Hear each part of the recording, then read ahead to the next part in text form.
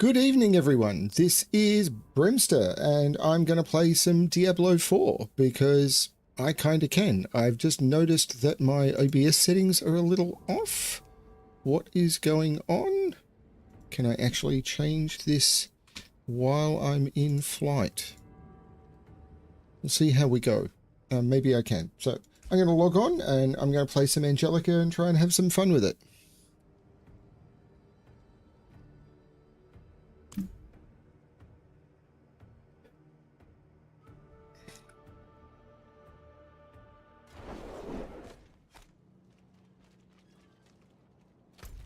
There is no event starting soon. Helltide should be running somewhere, so maybe let's go and try and do some Helltide. Probably take my watch off. I've had it on all day.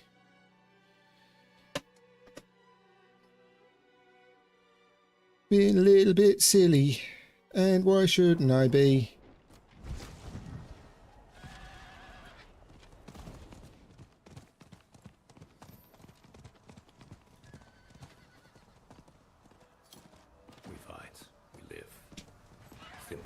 Whoa.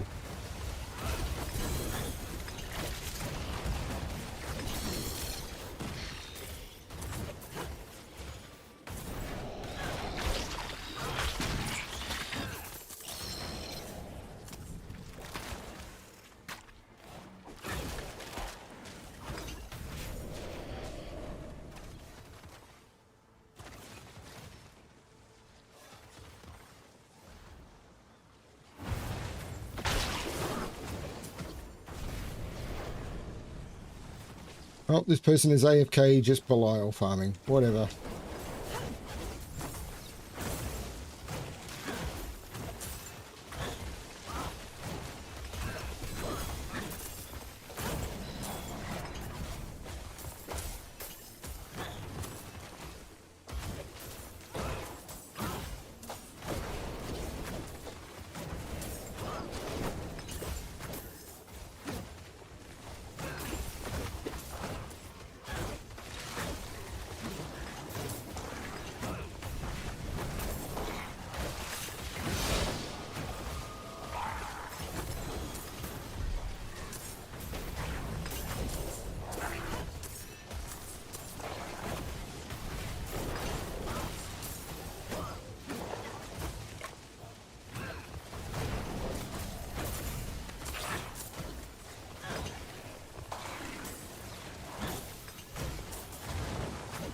If not me, my sister will finish you.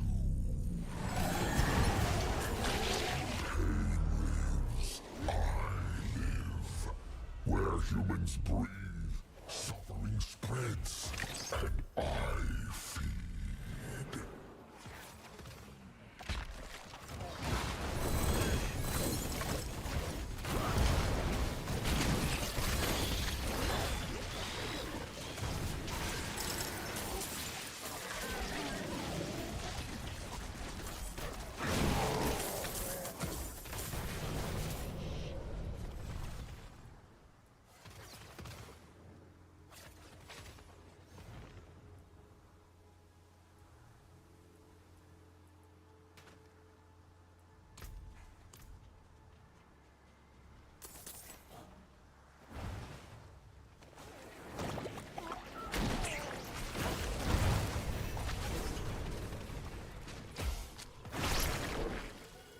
As I'm heading back to town, I may as well pick up the legendaries that dropped.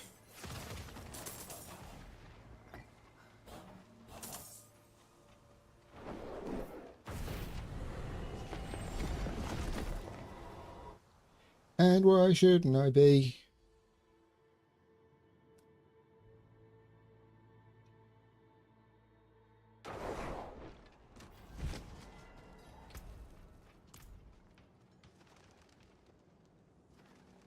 It is done. Laggy.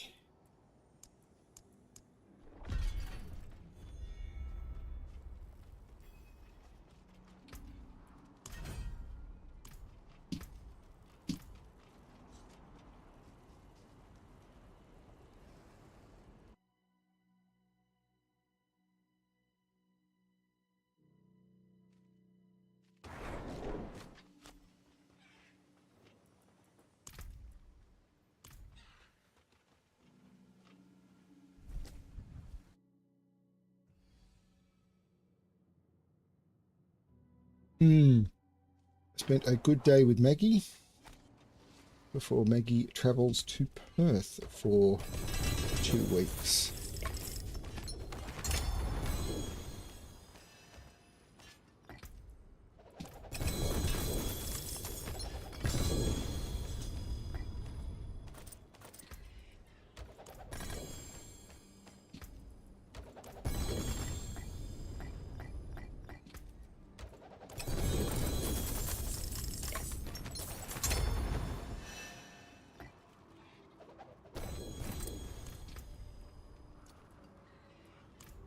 Father bless.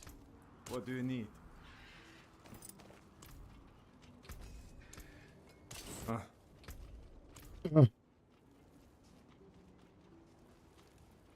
Oh, okay.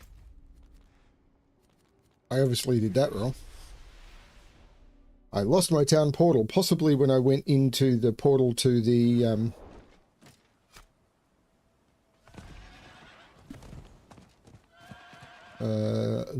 seasonal location.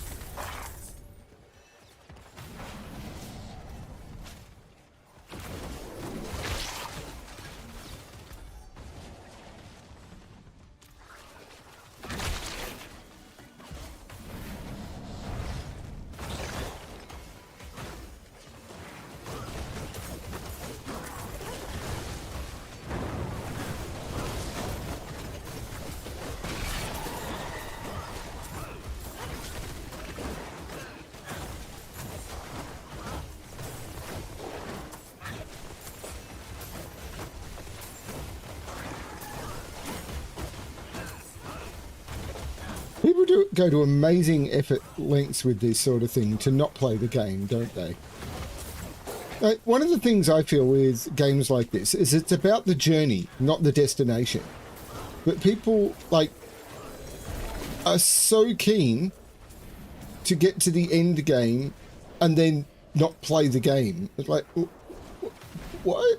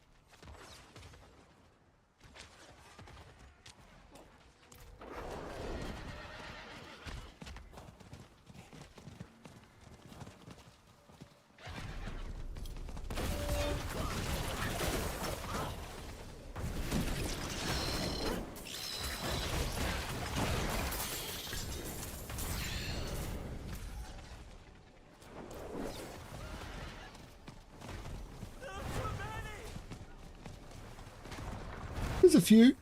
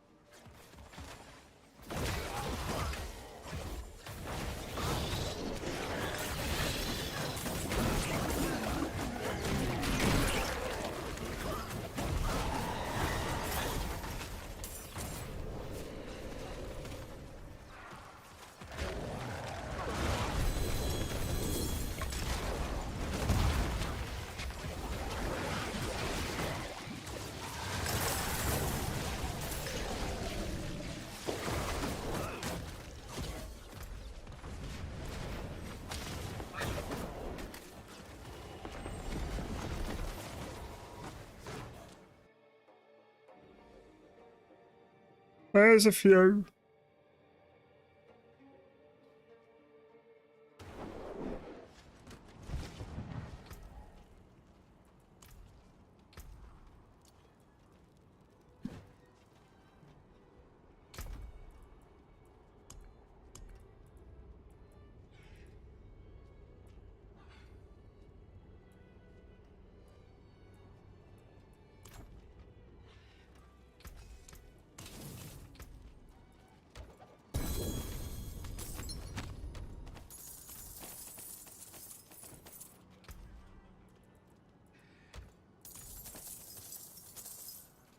Father bring you luck? Very nice. It seems very. Father, it seems your prayers have been answered. Not really.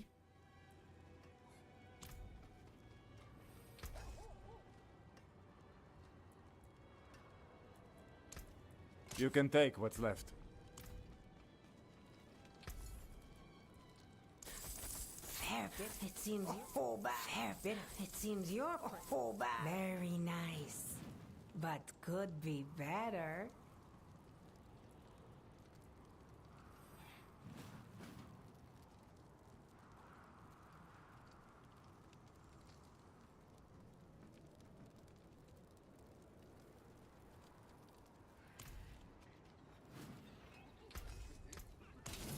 Anything breaks, the forge is hot. Take a chance, wanderer. Very nice. Father, fair. It seems you. Not very nice, but could be better.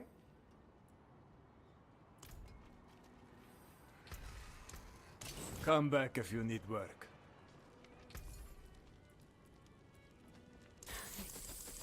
It's very nice. It seems your prayer. Father's blinding light.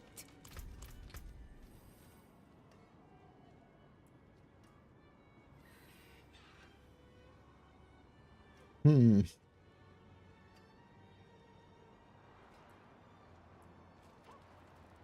Hey, Eric. Father bless. What do you need? I need a pair of boots that's actually an upgrade. Very nice. It seems your Hey, he asked. answered.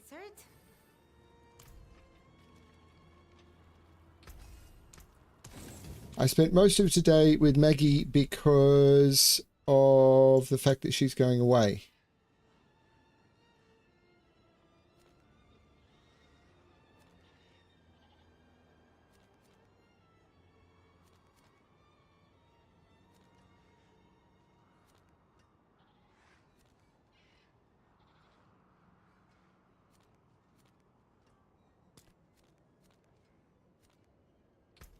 We the pod.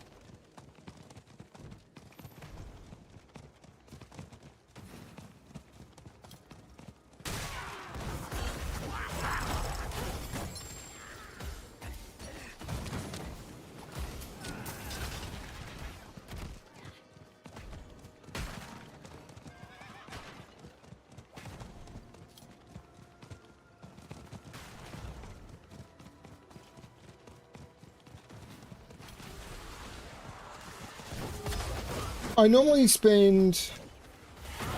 I visit Maggie twice a week at least, normally. And I normally spend between like 4 and 6 hours with her. Thursday nights I normally spend sort of 3 to 4, and on Sundays I try and spend sort of 4 to 6 hours with her.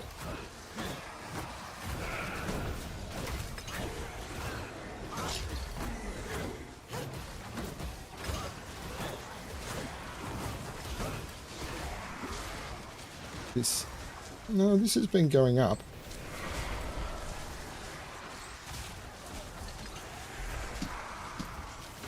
I don't know how it's been going up. 450. Stuff all...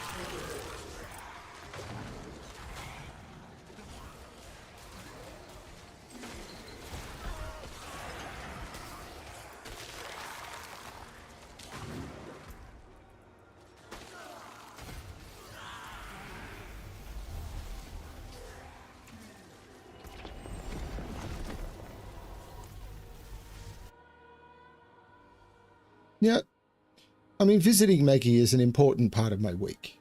Possibly one of the most important parts of my week. It is done.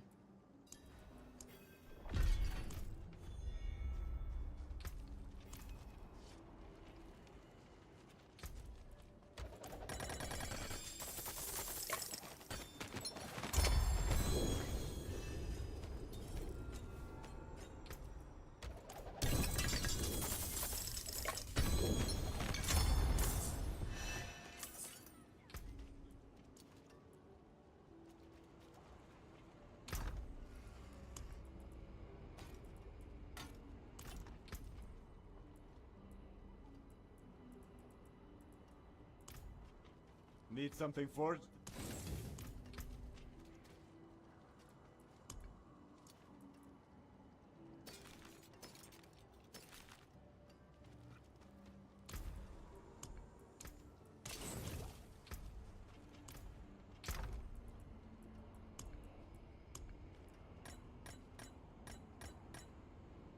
These keys should be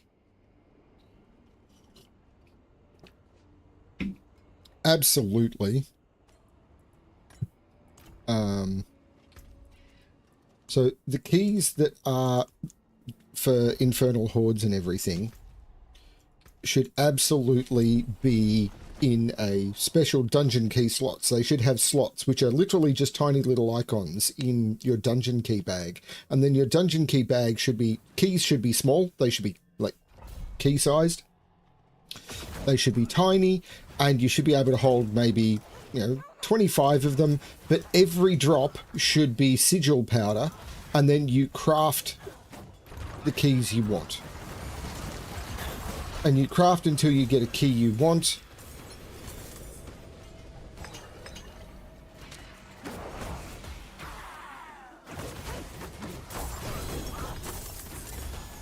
And then you do that dungeon. It's like... And I really hope they don't remove the nice keys that have been fun. Like the treasure dungeon keys and everything. They're really good.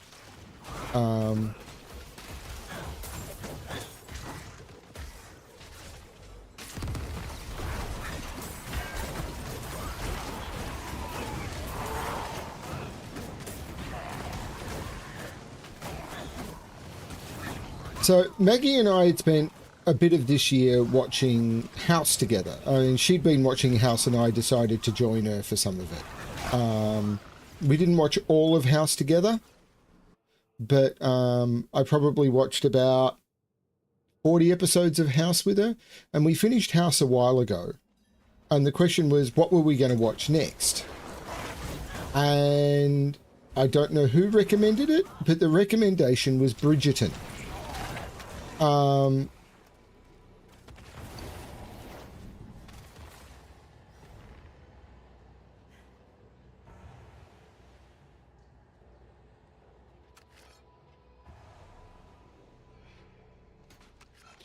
And I've been vaguely interested in it, and I'm enjoying it way more than I thought I would.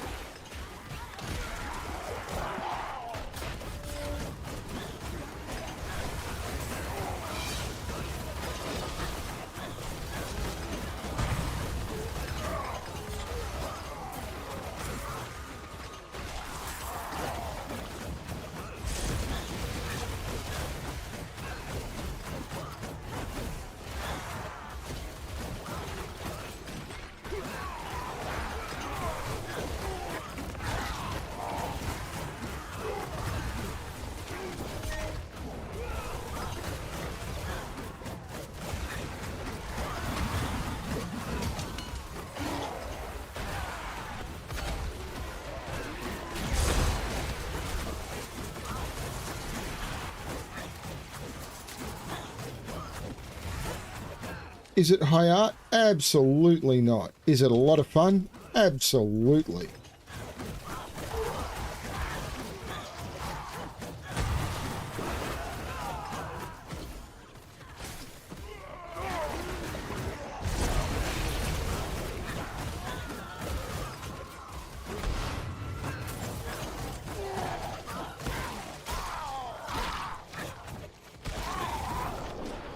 I've hit level 6. Where's the boss? There's the boss.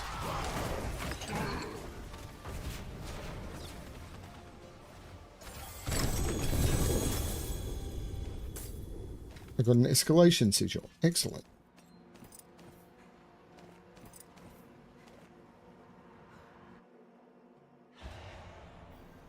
All good, Eric. How is there a legendary over there when I've not been over there?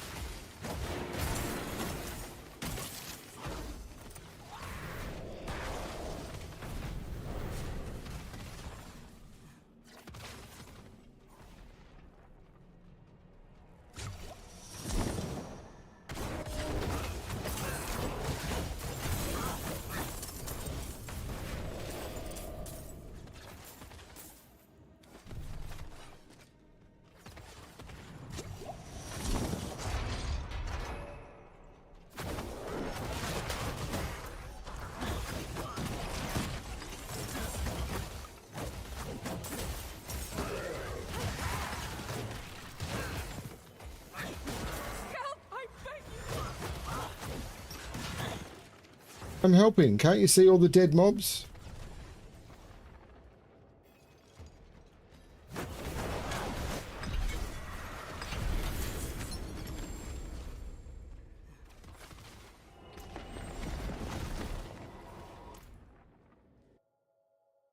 Do do do do do do.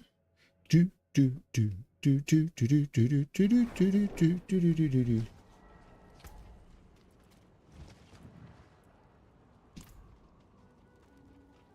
What will it be?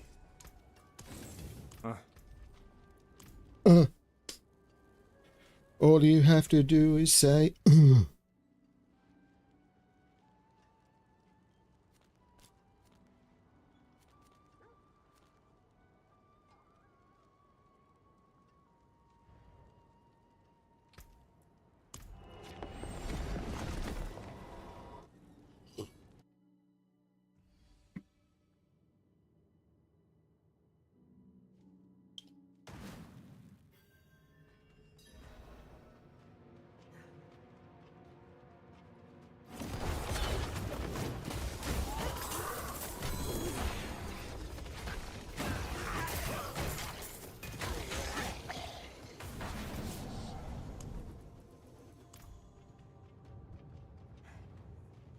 I can summon this guy quite a bit.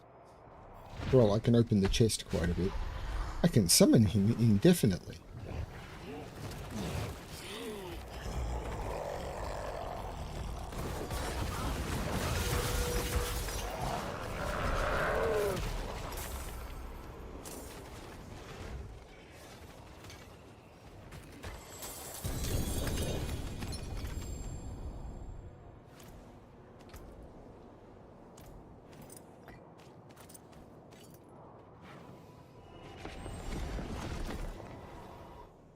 Whispers of the dead. See the little blue bird.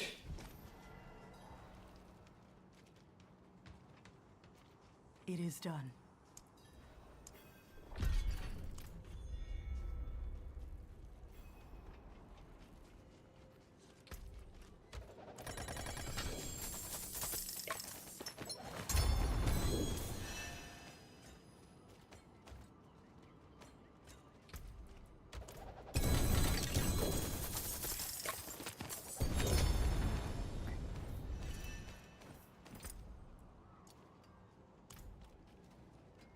What will it be? Let's go.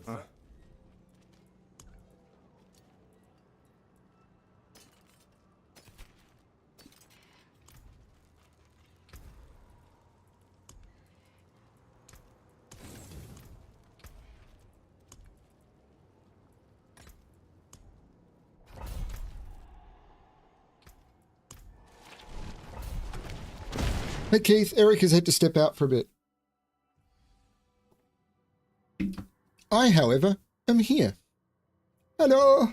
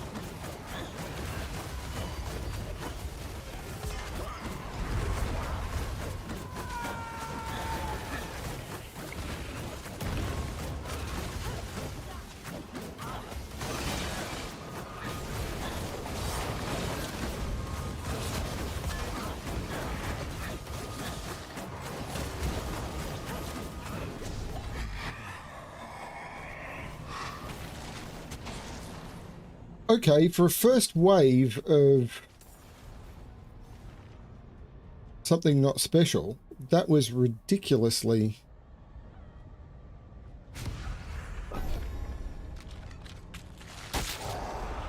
I am not looking forward to... I mean, I'm not looking forward to work tomorrow, but...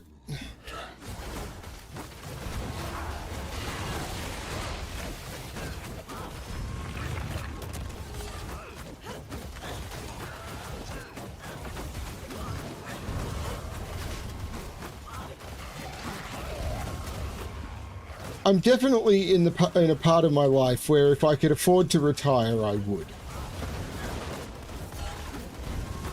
Like, work is fine. I'm engaged by work, but I actually now have interests and hobbies and stuff that I feel are actually, like, lifestyle engaging. Like, not just good to fill some time.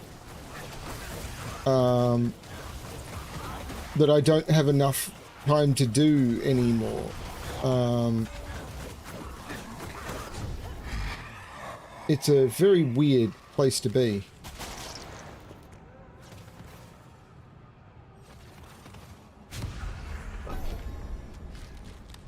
I've been here for a few years now.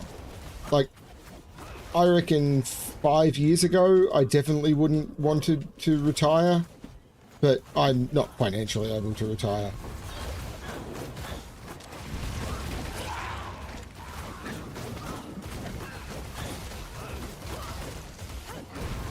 I mean, I don't hate my job. I actually quite like my job. But there are other things in my life that engage me more.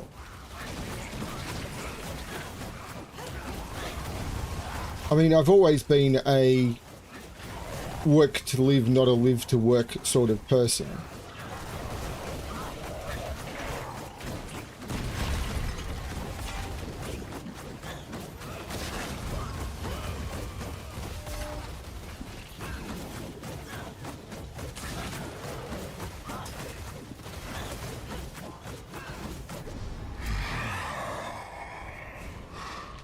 But even with the projects I'm working on, which I really enjoy,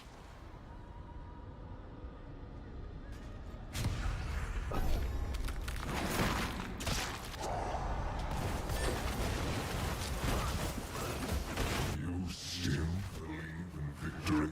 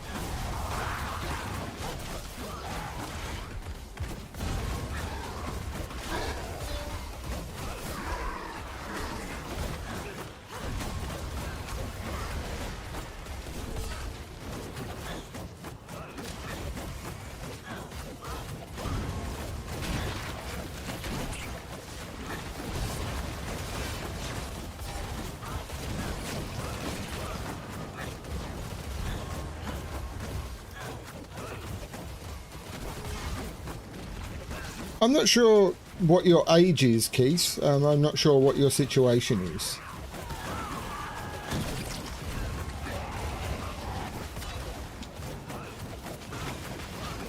I'd thought you'd retired, Keith, to be honest.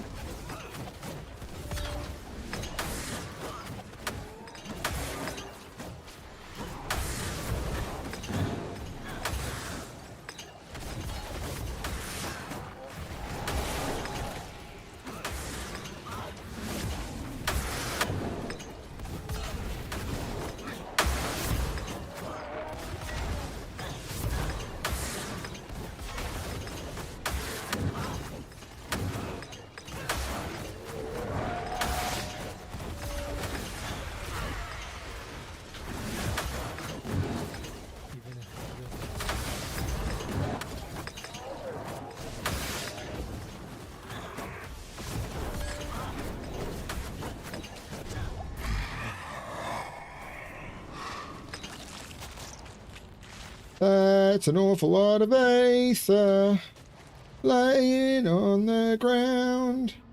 That's an awful lot of aether just waiting to be found.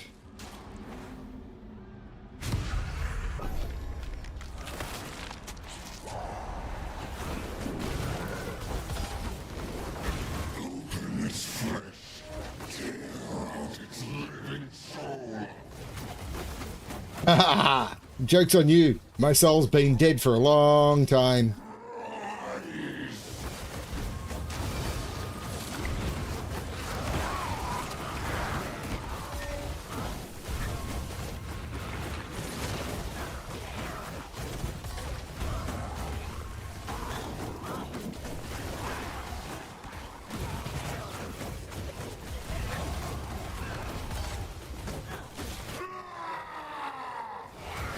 What is the portal?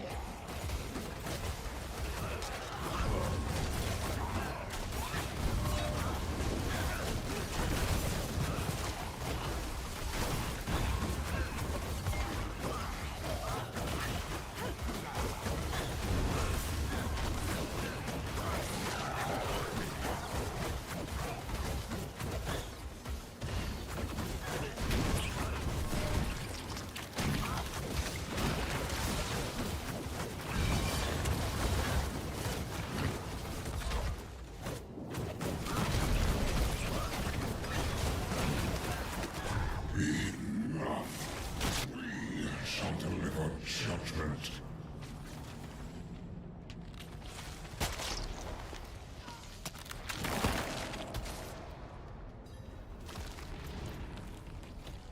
I am going up to kill the Lord of Chaos.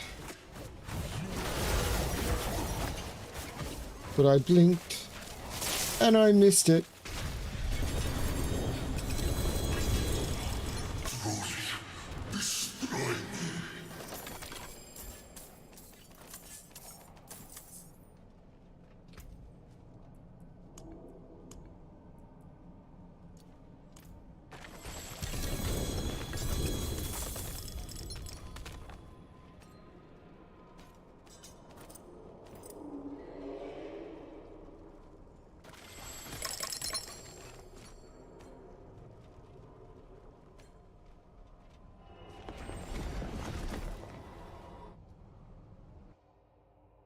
Yeah.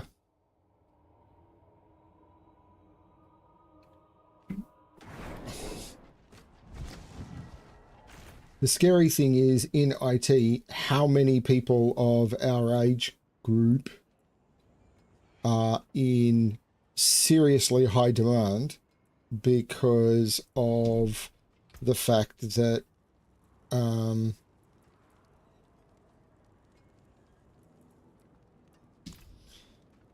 Father bless. so many people, young people coming up. They're very, very clever, but they're not taught to have general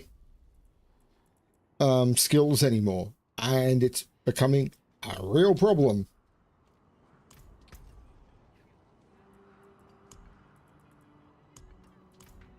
Because, I mean, it may not seem like a huge problem, but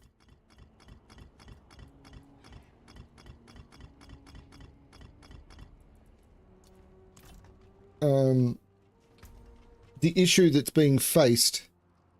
Oh, hey, Jelenovi.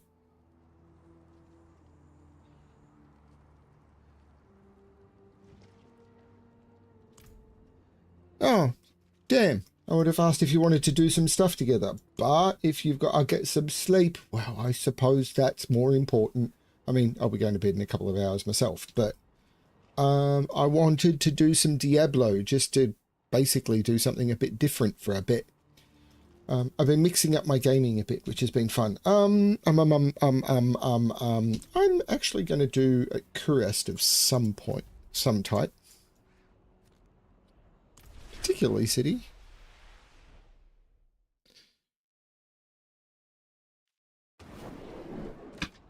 Because I don't think I'm going to do too much more Diablo this season.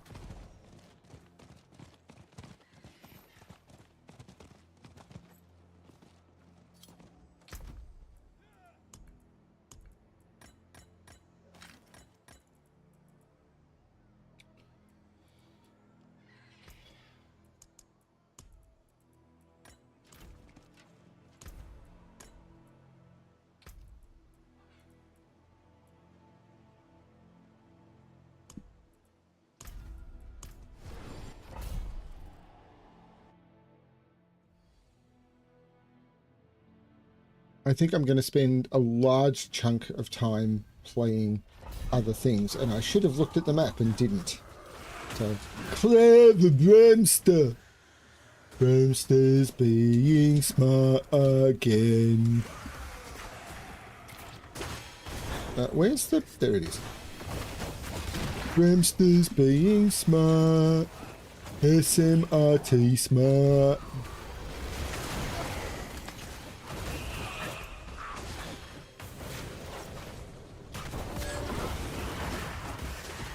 I'm a clever person.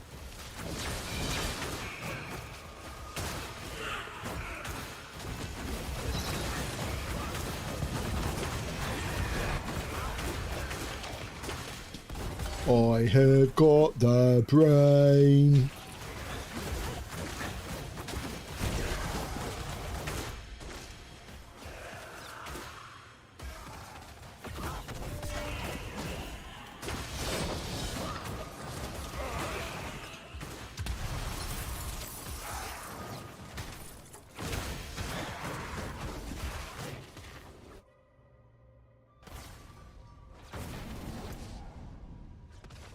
Oh, this one's easy. Run down the corridor! Run! Run in the corridor! Now there is a reference I expect no one to get.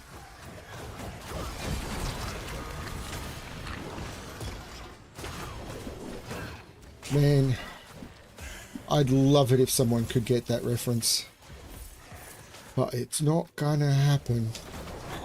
I need to watch that movie again. It is such a great movie.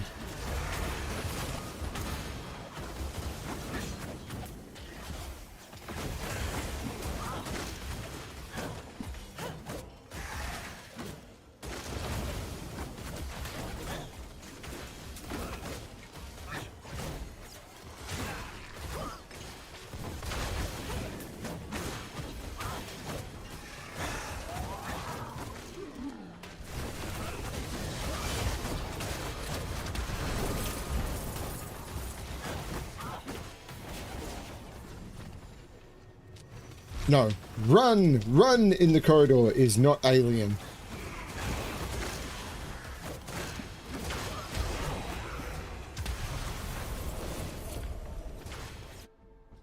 Though it was filmed in London, or at least around London. But it predates Alien.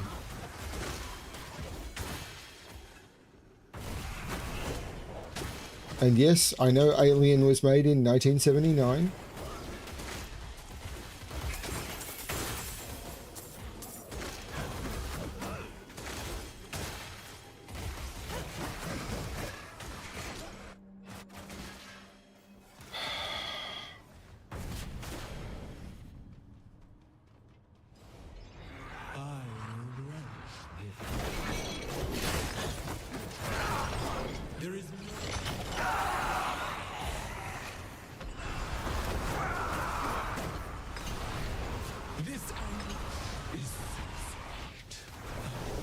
I'm not sure what game I'm going to play. I mean, I'm going to finish the boxes game.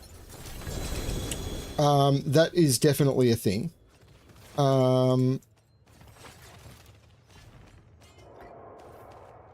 Undercity Temple Barding. Cosmetic cat armor. Neat.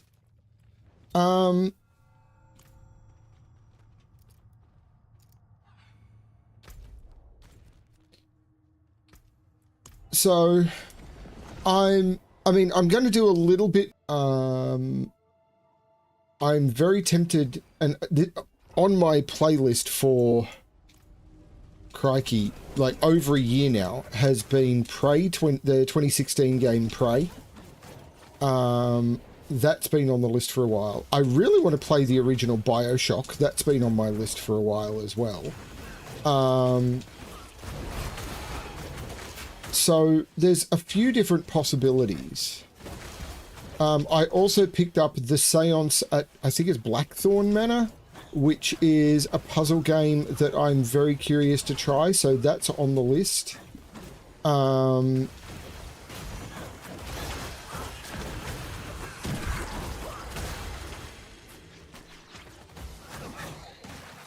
Do you...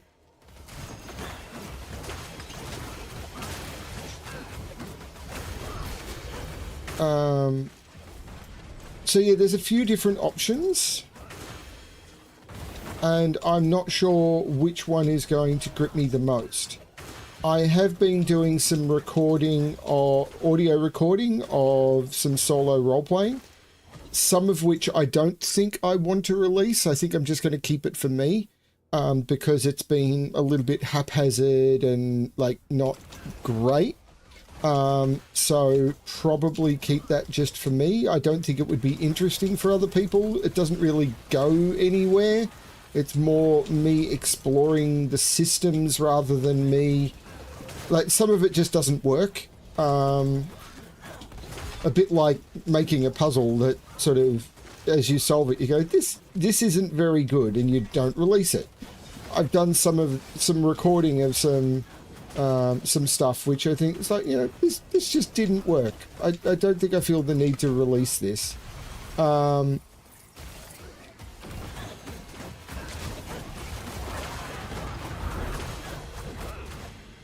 Welcome back, Eric. So yeah, I don't know. I am curious what people are interested in seeing me do. Outer Worlds, I keep hearing very, very good things about. So it keeps coming onto the list. And a friend of mine bought it for me. So I'm very, very tempted to try that. And theoretically, if I dedicated some time to it, it would be a shorter play than something like Cyberpunk. Although, even adding all the expansions, I think it would be a shorter play than something like Cyberpunk. So I still think that it would be a doable play without it being too much of a commitment. You know, probably doable in sort of 20 streams. But I might be wrong about that.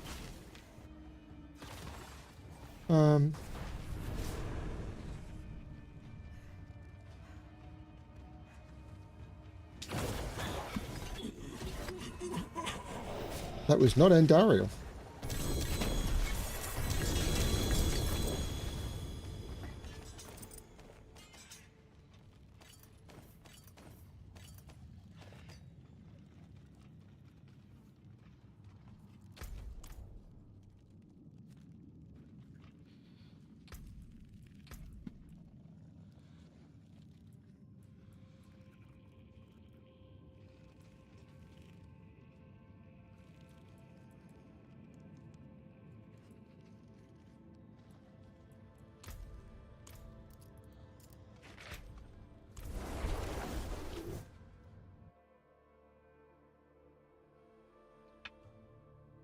So I'm always a little bit curious as to...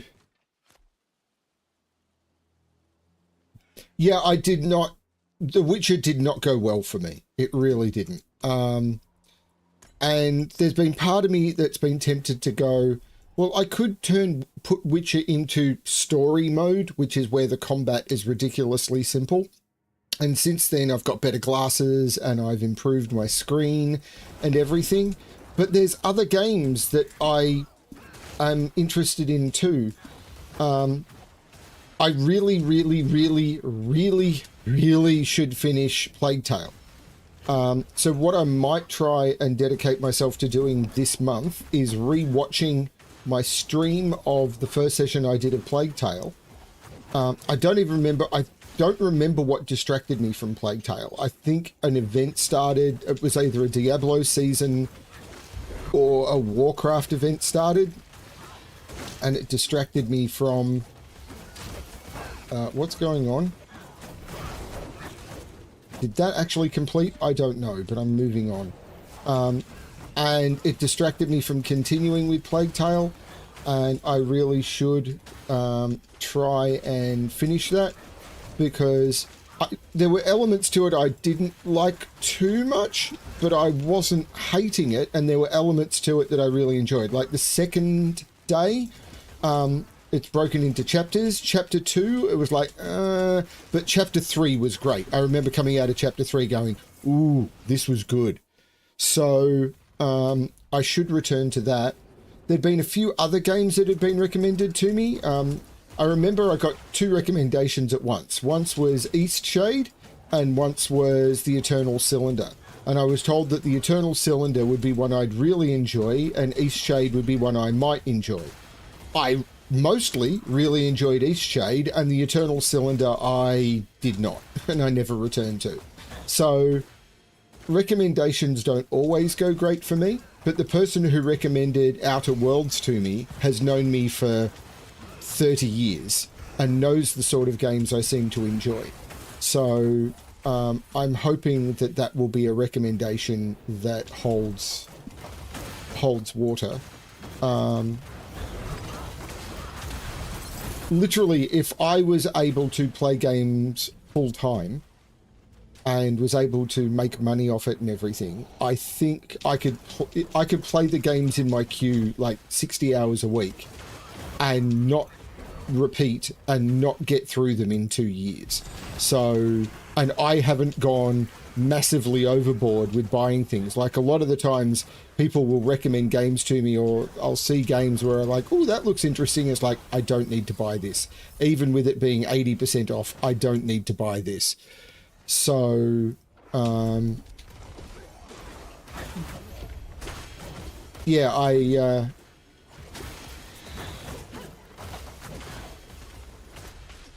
yeah, it's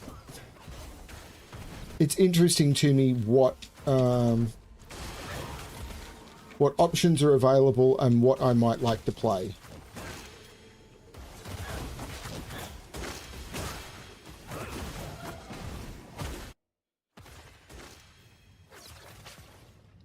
I mean, Baldur's Gate 3 is one I got distracted from as well, and I don't remember why. And I'd potentially like to return to Baldur's Gate 3.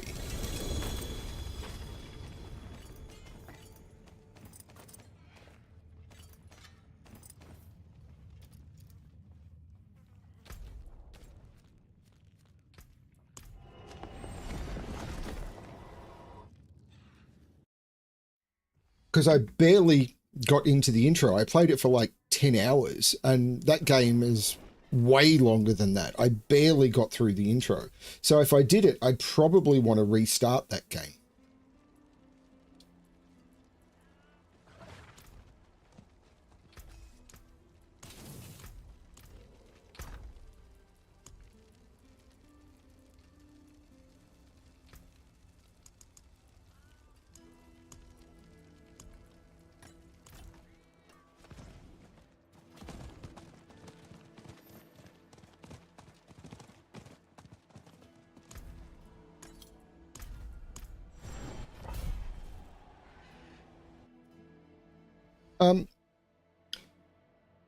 So, Mikolaj, what are your favourite things, favourite games, or things that you'd like to...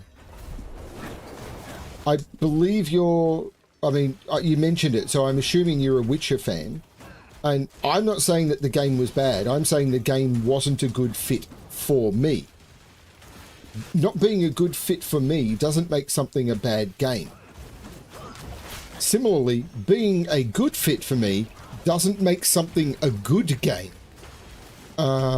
It makes it a good fit for me.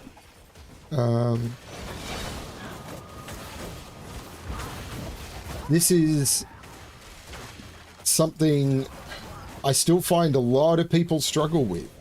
It's like they don't have to love everything that's good, and they, just because they love something doesn't make it good.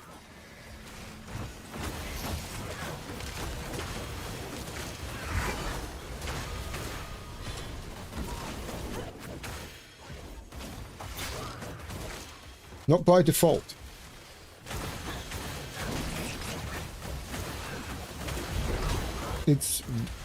I mean, it's kind of why I'm a critic at heart, because I want to get the things that I engage with. I don't engage with anything that I don't like. The minute I find something no value, I stop engaging with it. I also stop engaging with things that I think have value for other reasons. But the minute I find something has no value for me, I stop engaging with it. But I know most things people like put a lot of time and effort into, and that means they have value to someone. And that's great. There is absolutely nothing wrong with that.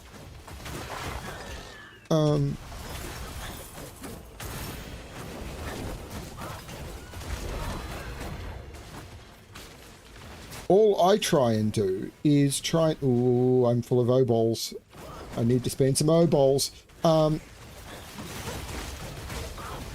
I try and do is have a critical eye on the things that I am engaging with in order to try and make them better, more engaging, more suitable for more people.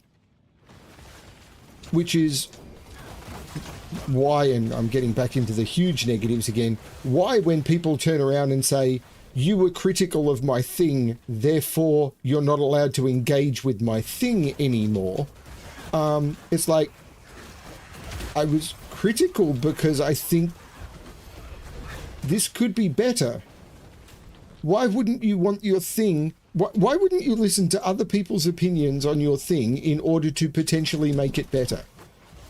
You could choose to ignore the recommendations of people who are offering criticism, but just turning around and saying, I never want to hear criticism because my thing, in my opinion, is beyond critique, is, I don't know if it's arrogance, I don't know if it's, I don't know what it is.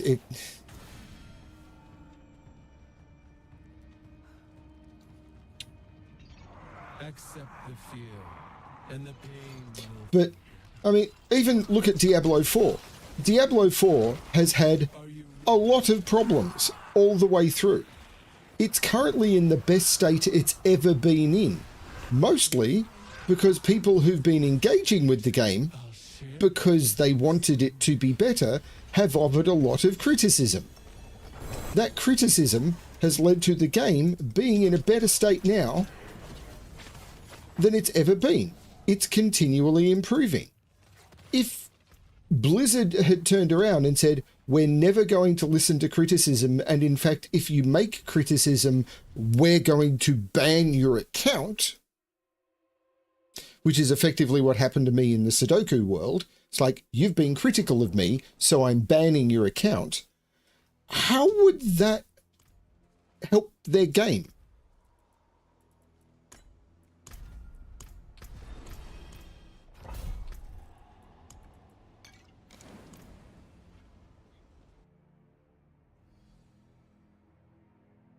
Everyone's gone quiet.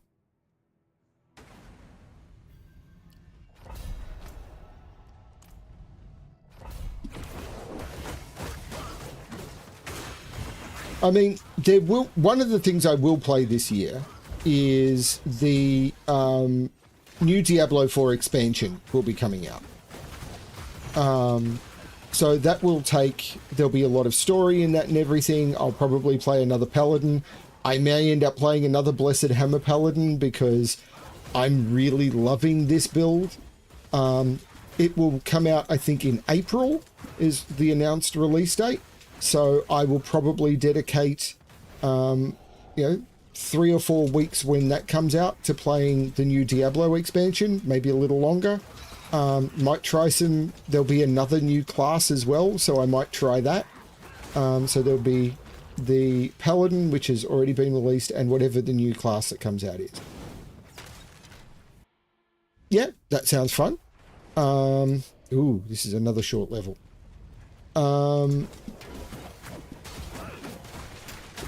So that will be something I do. I will almost certainly be doing some more WoW stuff, particularly sort of the Outlandish series, and I forgot to spend the eyeballs.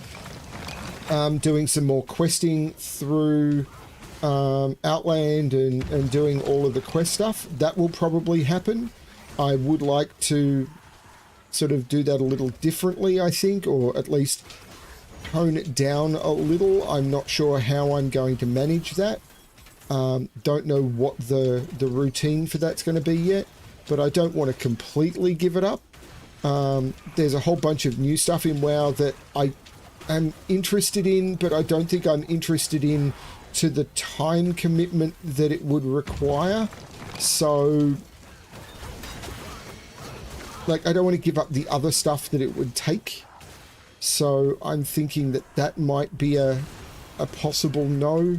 I possibly will do some more No Man's Sky. I thought No Man's Sky was going to be my forever game. The game I keep coming back to and play for a couple of weeks every 6 months. And then they released Corvettes into the game. And ever since then, the game has been so different that I've lost interest. Like, they actively changed what the game was. Like, as an example, the channels that I used to follow for No Man's Sky, all used to be about, here's amazing bases that have been built. Here's amazing planets and things that you can discover. And here's all of this sort of stuff. Here's how you can go and you can find really cool ships and everything.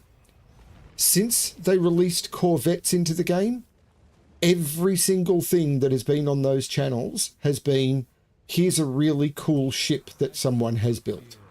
Every video. There has been nothing about making discoveries. There's been nothing about how to explore new systems. It's all 100% been about building Corvettes and making your own ships. Even acknowledging those ships are less effective in-game than the ships that you find. So it's all just about making pretty cosmetic ships. There is no other element in the game that people engage with anymore. And that's really sad, because I don't think that it's an interesting mechanic. So they've basically turned around and said, here's a game with all of this breadth, all of this stuff that you can do, that you can play in all of these different ways, and literally turned off 100% of community interest in everything except go to these 3 types of planets, dig stuff up, get ship parts, and put them together. That's all that the game is about now. And it's so sad.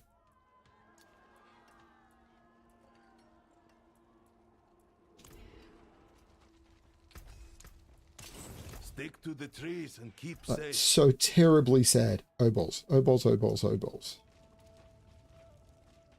I do so enjoy customers with wear it proud. That's just absolutely.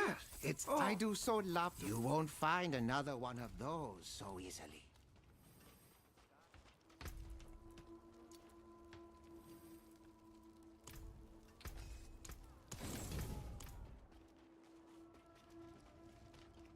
Temptations and delights. Oh, I do so. Now that just won't. Not bad. Wear it proud. That's just too bad. Wear it proudly, dear. If I cannot be in the wilderness, this will do.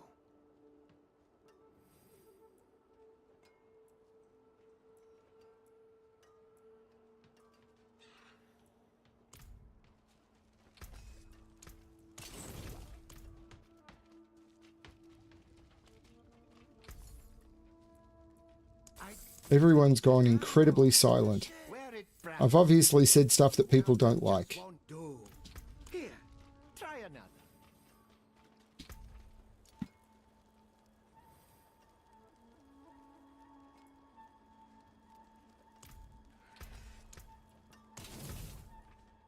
I missed the world boss, which is sad.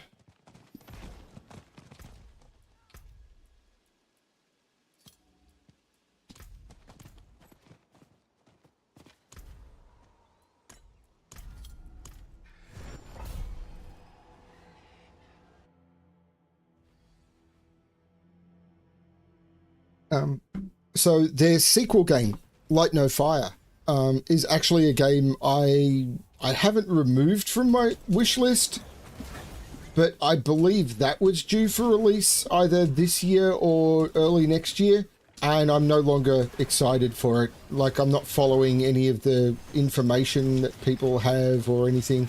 So I don't know if there's been any new information released about it because I don't care anymore.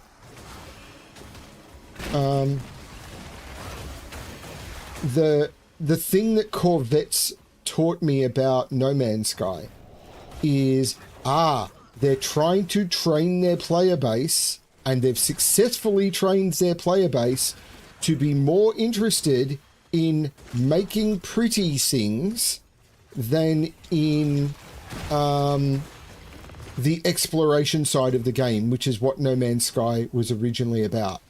And I think the reason that they've done that is because that way they can monetize cosmetics in Light No Fire.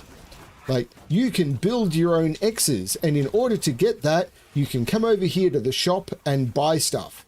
Now, I have no problem with the game having monetization in it. Diablo has a lot, but if that's going to be their development focus, which I now think it is, then it means, like, that I am way less interested in what Light No Fire has to offer, because they've gone into what was originally being sold to me as a fantasy No Man's Sky with sort of an exploration focus and a world the size of our world and all of this sort of stuff. They're going into it with a buy your pretty cosmetics mentality. And I'd love to be wrong. I would love to be wrong. But what scares me is, of the predictions I make on this channel and while playing games and everything, in about different things that I think might happen and everything, I've been scaringly right about a lot of them. I've been wrong about some. I've absolutely been wrong about some. And I've been very happy to be wrong about some.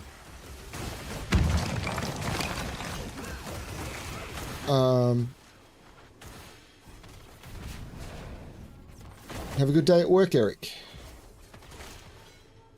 But I'm really hoping that I'm wrong about Light No Fire. But until it's out and I've been proven wrong, like, I was going to be an early purchaser of Light No Fire. I was going to explore it. I thought it'd be really good to get in early and have it on the channel and be, you know, one of the people in there doing stuff early on. Don't care anymore. Just do not give a damn.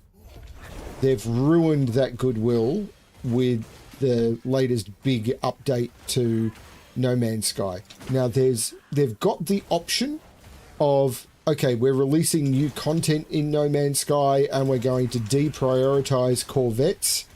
So if they release another big thing, Worlds Part 3, and they make it about exploration and they fix some of the bugs and they sort of make a lot of the stuff that was, you know, less smooth and everything work better and add new features that have nothing to do with these ships. Okay, good. But until then,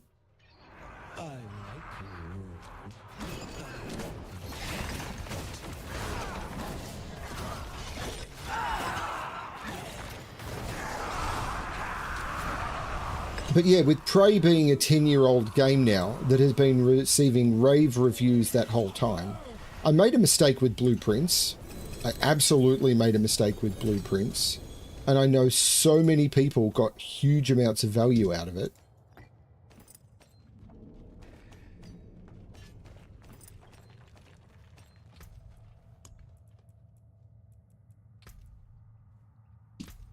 I'm only getting 10 points per Andariel kill, so I need like 20 kills.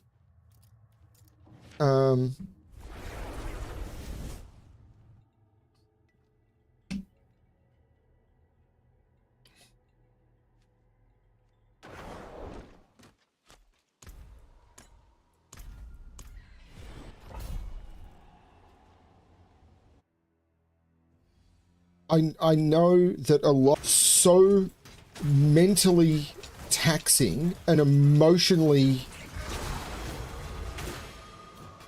it felt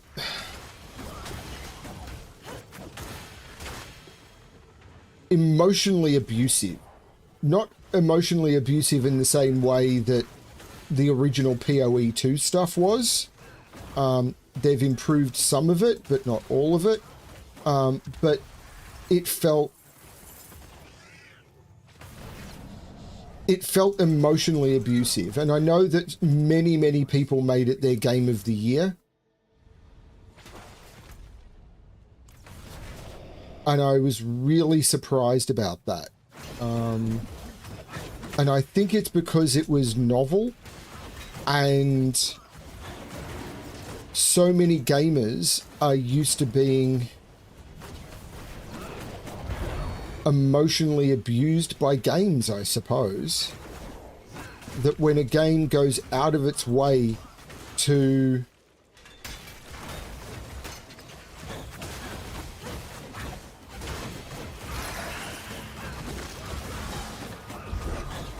do that to you, it just, yeah, I don't know. I know I'm like one of the 3 people in the world who didn't jump onto the Blueprints bandwagon in a huge way. It was really, it was uncomfortable to play. Like, I would finish a session of Blueprints and come away from it feeling like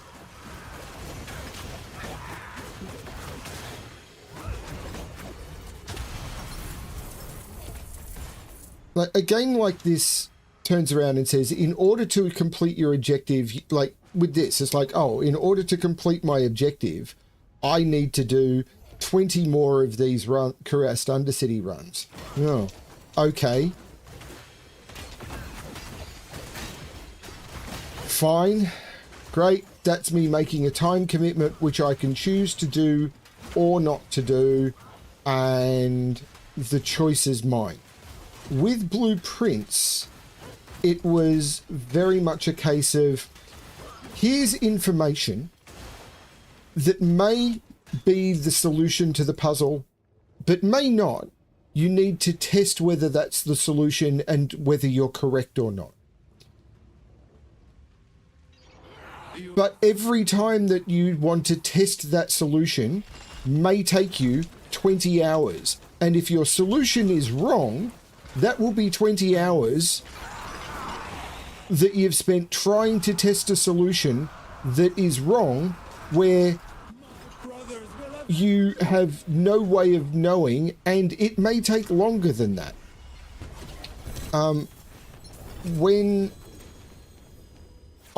There was one review I watched of Blueprints, which was 2 different people from the same game review company who played through the game. And one of them did the initial understanding of some of the concepts of the game, and it took them about 6 hours to get the first part of the story done, because that's how long it did. The other person who did it, it took them 32 hours to get that same distance, or it was over 30. It was in the low 30s, I think. And that was purely because the game randomly dropped them into different situations where they weren't in control enough. So when you create your new game, randomly, you may just have your time wasted for no reason other than it was random. And as a player, when all these people are saying this game is absolutely fantastic, my question is, how would you have felt about the game if you were one of the people who randomly got a situation where it wasn't going to work for you the same way it worked for everyone else? Would you have still thought the game was fantastic?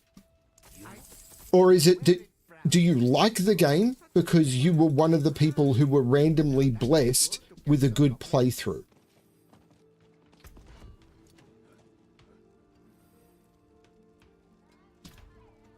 And if you like the game because you were randomly blessed with a good playthrough, does that mean the game is good? Like, does that mean that Diablo 4 is perfectly balanced because one person out of every 150,000 who plays is going to get a mythic drop from their very first boss kill just because of RNG? And they get such a great feeling of it that they could write a review saying this is the best game ever because they get that early dopamine hit. But that happened to one person. That's not a fair basis for a review. That's not how this works. Not like I used to. Stick to the trees and keep safe.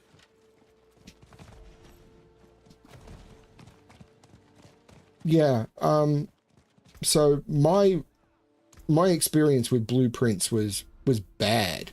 And I don't know if it's because the RNG was bad to me.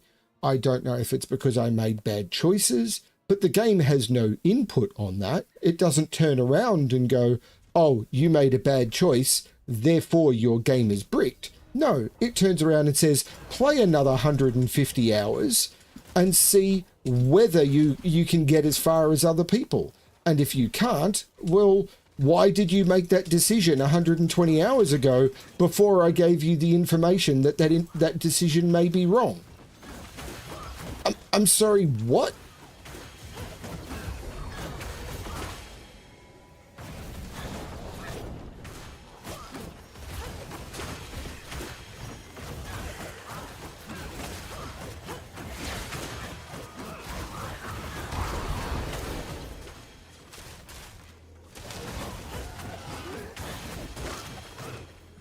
Imagine,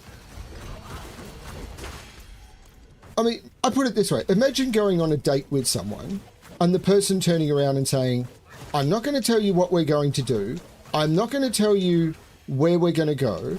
I'm not going to tell you what activities you're going to take place in, but commit to everything. I want you to just say yes to it. You don't know who I am, but agree to everything now. Would you do that? Would you consent to going out on a date with someone where you agree to do every activity that they come up with, go to every location that they want to take you to, no matter what it is, with no ability to say, with no information until you're already involved? If you wouldn't agree to that, why is Blueprints a good game? Because that's what Blueprints was as a game. I'm not going to tell you what I am. I'm not going to tell you how I work. I'm not going to tell you how long I'm going to take. I'm going to lie in the blurb about what the game is about. I'm going to... yeah. And then when I do give you information about what you want to do, or about choices that you want to make or anything, I'm then going to take those choices away from you. I'm going to make it that those choices are not something that you can actually act on.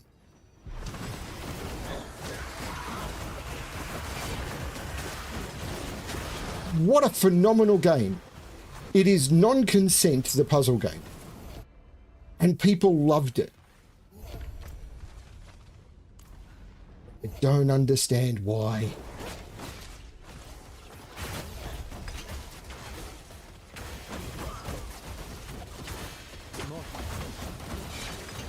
And when I've asked people who've played through it about these particular topics, they've said, yeah, but Okay.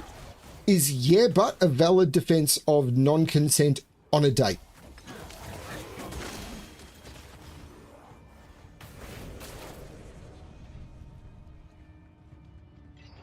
I like your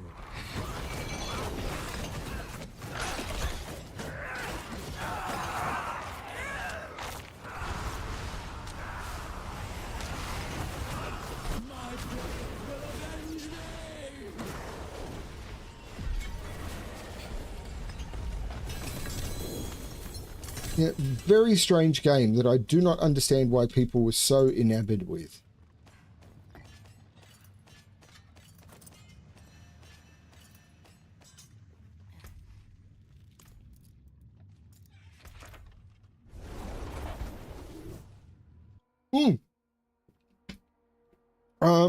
This Bed We Made is another game that I want to try and play. And apparently that's a game with really amazing replay opportunity as well.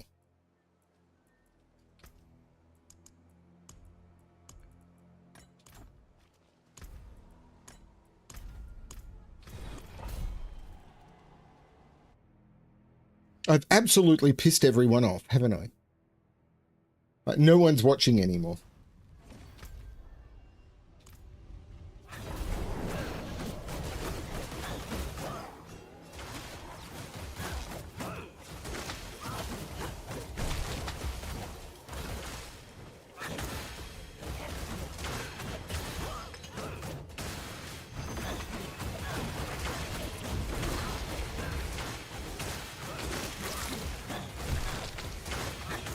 Yeah, I don't know what my gaming in 2026 is going to look like. I mean, I think there is a 50-50 chance I'm going to do another Cyberpunk playthrough. I think if they release an interesting patch for Cyberpunk, and there's rumors they're going to release new content for Cyberpunk, though I don't believe it, as in not just some side quests and some new vehicle skins and stuff, but actually new content for Cyberpunk. I don't really believe that's true. But if that happens, I'm absolutely doing another Cyberpunk playthrough.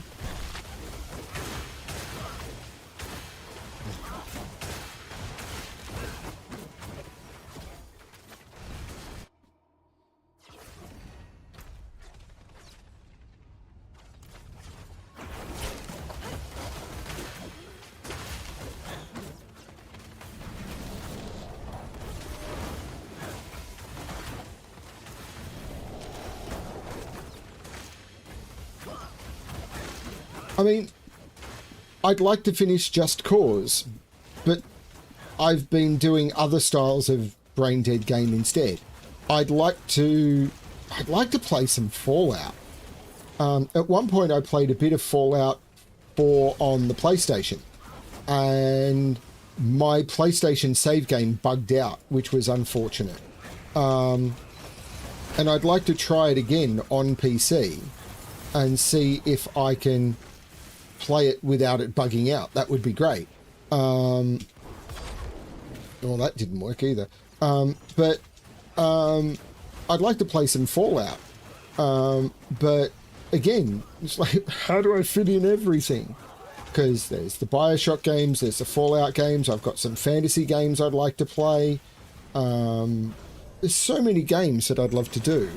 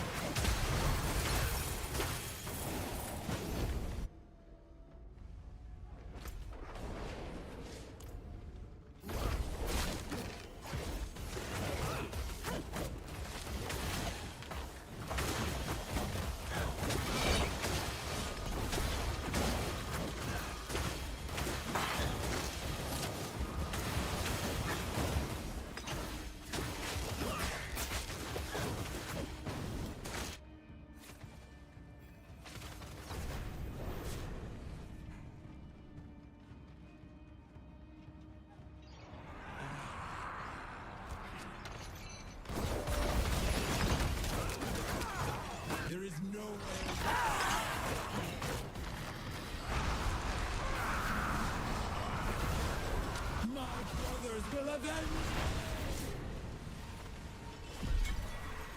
My brother's bigger than your brother. The boss fight.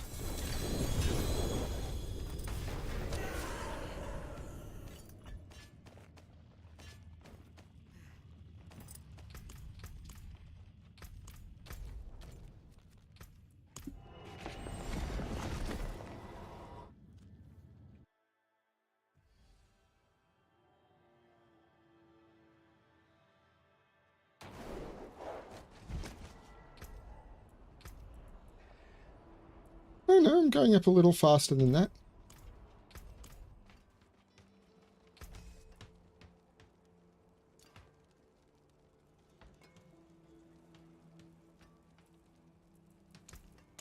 Stick to the trees and keep safe. I talk to the trees, that's why they put me away. Wear it, you won't find another. My, now that is sure to catch some compliments.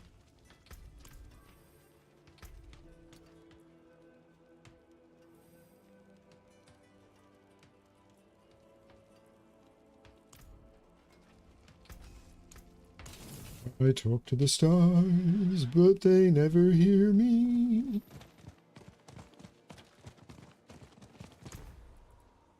I follow my dreams, but my dreams are full of bullcrap. This week I need to record a bunch of puzzles.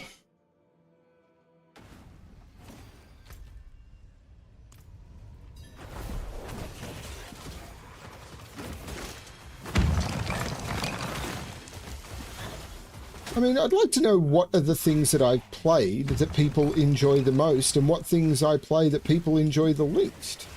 I mean, I don't know that it's going to sway my gaming habits. Like, I'm assuming people are bored to death with World of Warcraft and Diablo 4. But I'm enjoying World of Warcraft and Diablo 4, and I'm doing this for me. If I was playing games that I didn't enjoy or skipping the games that I enjoyed,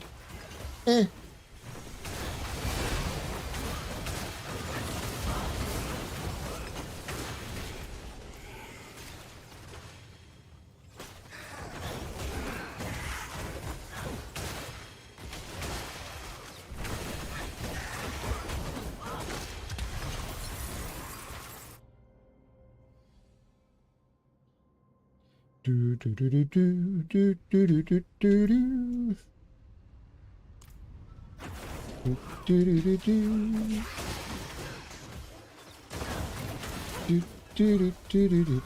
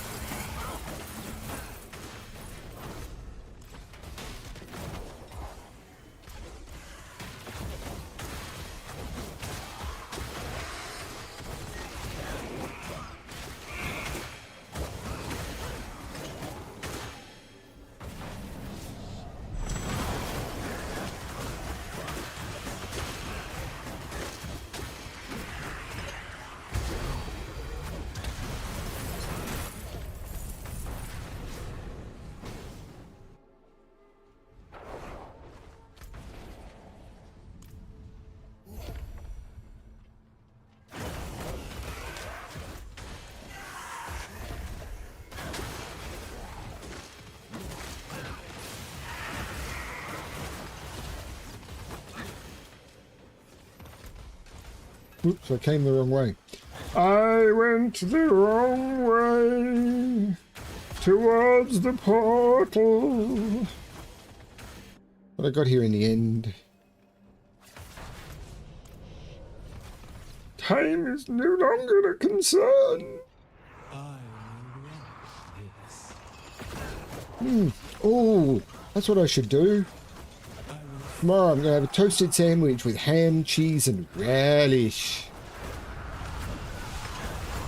This anguish is sweet. I'll share it with you soon.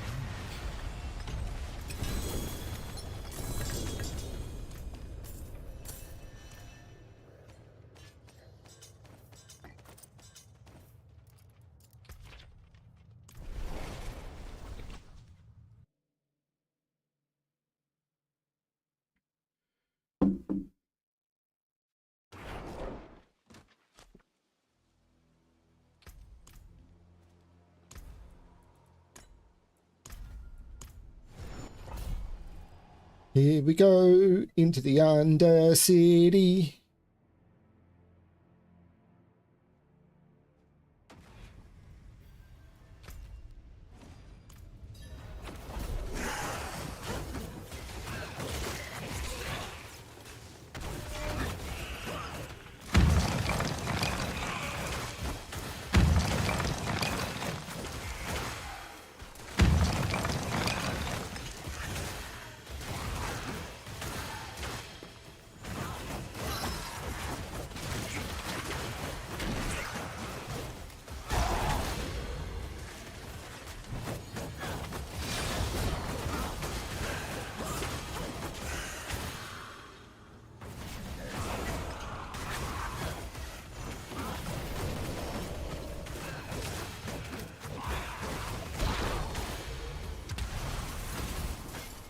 Oops.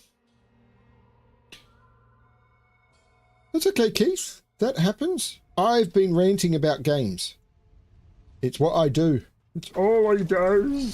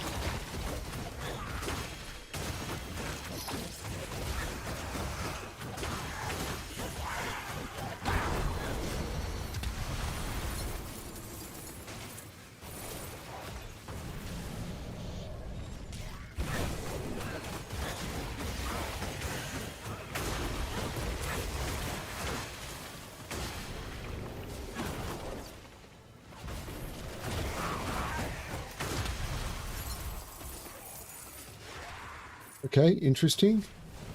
Just skip the spirit beacon.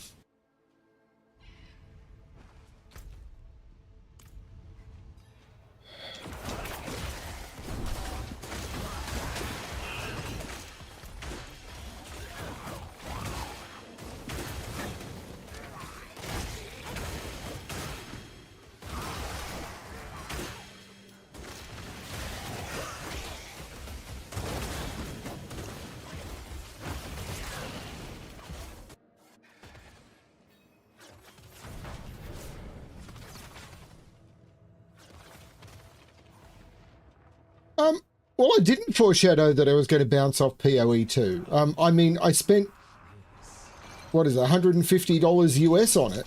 That's expecting that I would actually play it, and I've tried it twice now.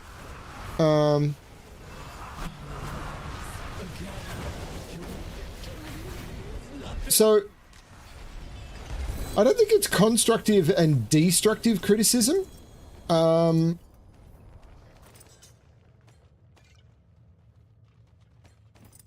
So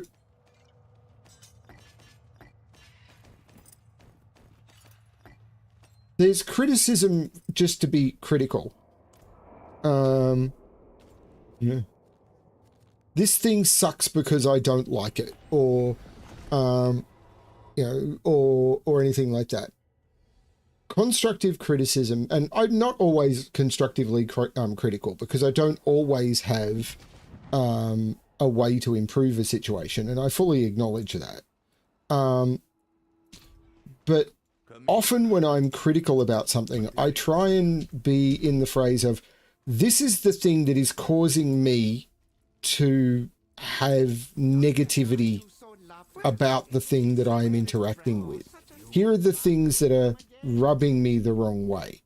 So using Diablo 4 as an example, the key system that they're using. Ugh. It is unpleasant. It could be improved by not having keys drop and having keys instead be anything that would drop keys instead drop sigil powder, and you can craft keys when you're wanting to run something and see whether you get a key that is good for you. The game effect is the same. The effect on the mentality of the players is, I'm in control. That is always better. So rather than it dropping dungeon keys, have it drop the powder to craft keys that you want. Instant win. There is no downside here.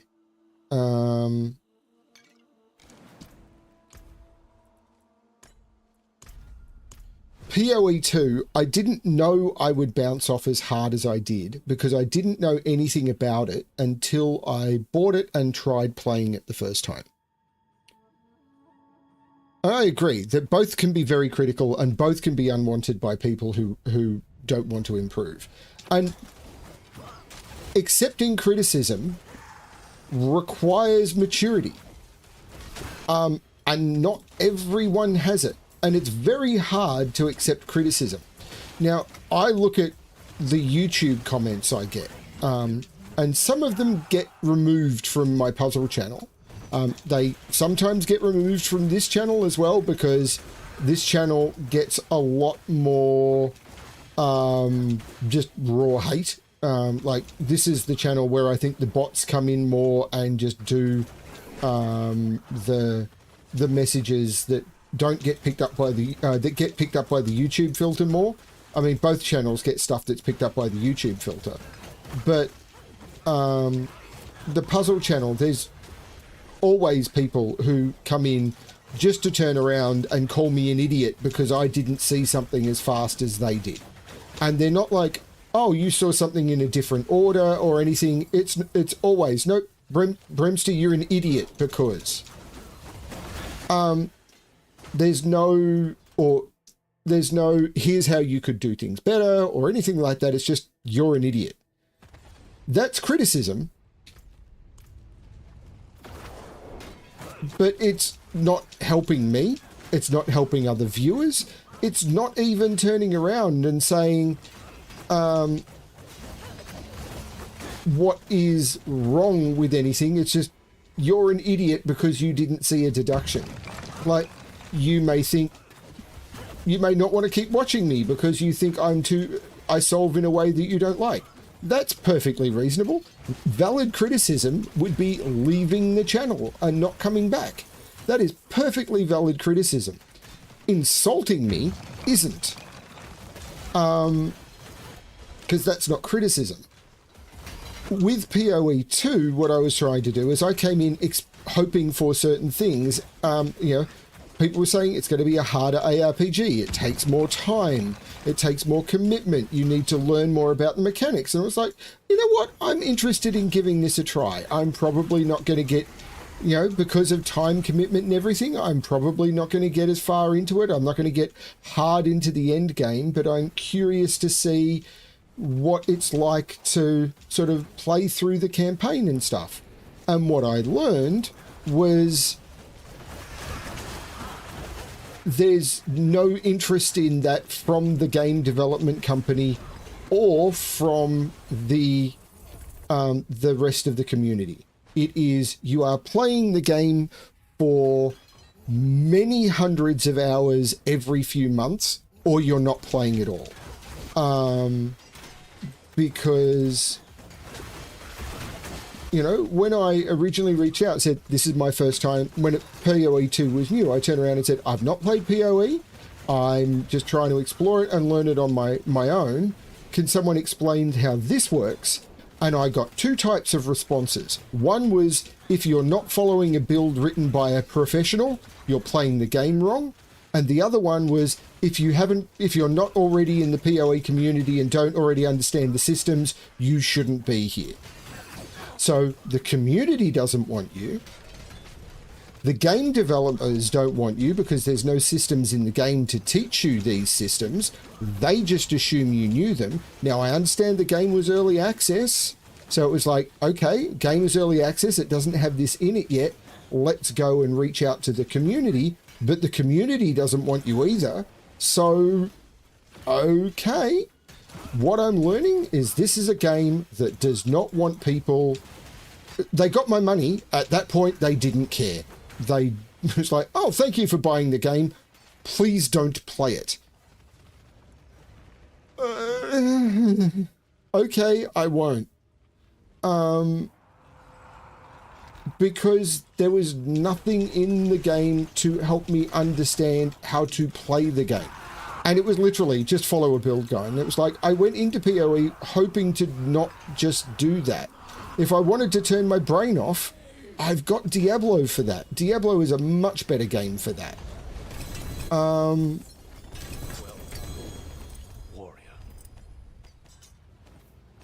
Like, much better. These are now both 5.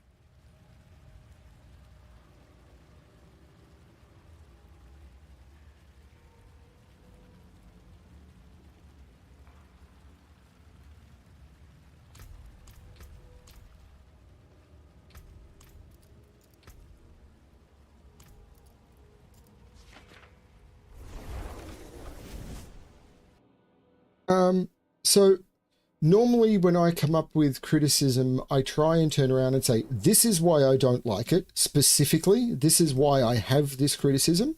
And here, while I may not have an idea on how to fix it, this is the sort of feeling I'm trying to avoid, if that makes sense. So I'm wanting to not have this feeling. Now, PoE 2's got some great things in it. Some of the things I'm suggesting for Diablo come from my experience in PoE and Last Epoch. So, you know, there's some... I like some of the stuff they're doing. But this... I mean, some of it is just absolutely terrible. I mean, the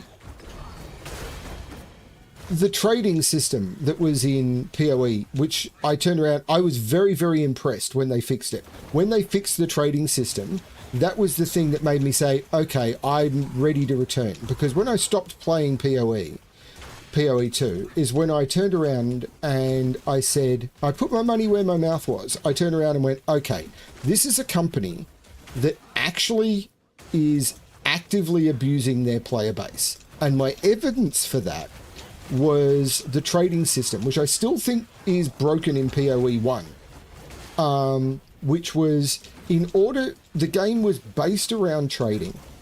And in order to do trading, what you needed to do was you needed to put your items up in a trade website separate to the game. Then in that trade website, or you had to put them up for trade, and then those items would appear on a website, which was not in the game client.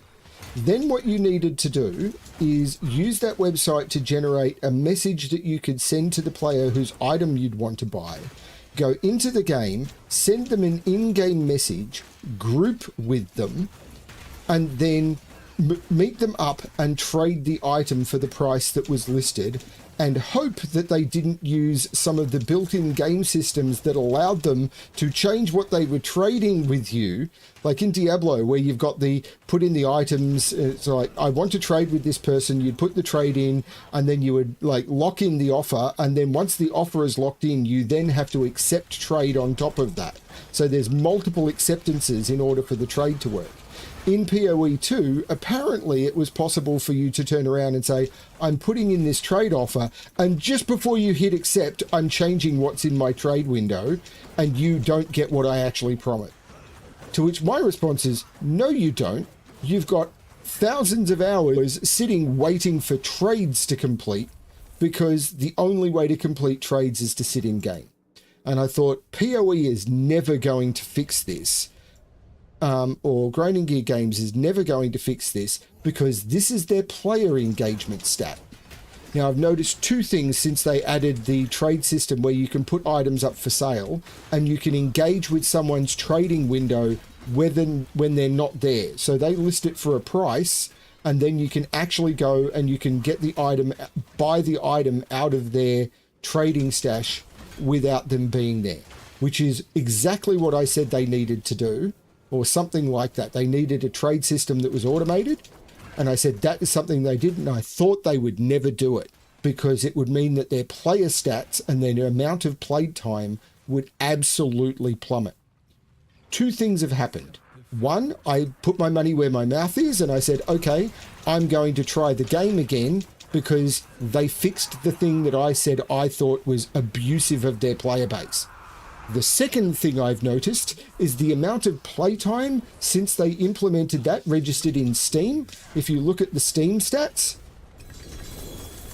for the amount of time being PoE 2 has been played, it is under half. People are playing PoE 2 for less than half the amount of time they used to.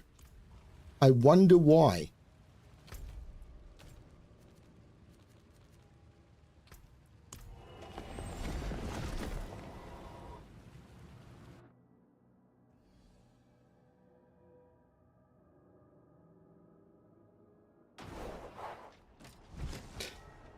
I actually found out that my OBS had fractured and set it to an old thing. So I've actually changed it to AVI. So I'm now on AVI, which was the recommended method, which I wasn't on before. So let me just confirm that. No, I'm still on H.264, but I was on an old H.264. I was on the deprecated H.264 driver. I don't know why OBS had done that. And it's now on the correct H.264 driver. So, yeah, all sorts of weird stuff going on there. So it wasn't the AVI issue I thought it was, because OBS had done something very weird in the background. Now that is sure to catch some compliments. Yeah, OBS has been doing some weird stuff. It's 11:14. If I cannot be in the wilderness. Oh, it was Bremster's an idiot. Ignition? It was absolutely Bremster's an idiot. What other phrase would get repeated?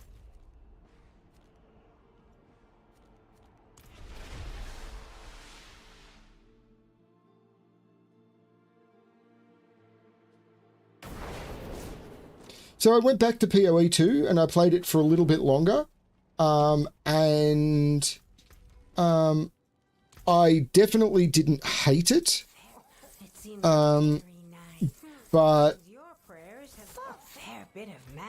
again, I got to a bit where I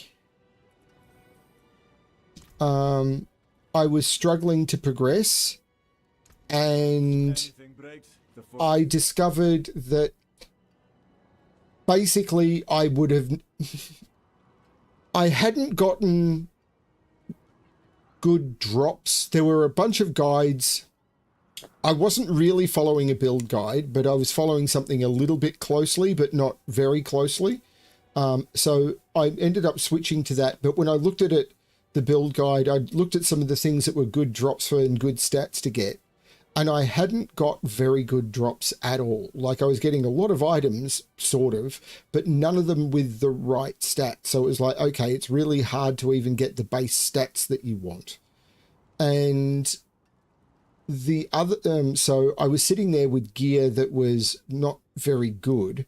And then there was the situation of, I was trying one particular boss fight, and by the time I got to the boss fight, I was in that level. I was out leveling everything. So I was like 3 levels over.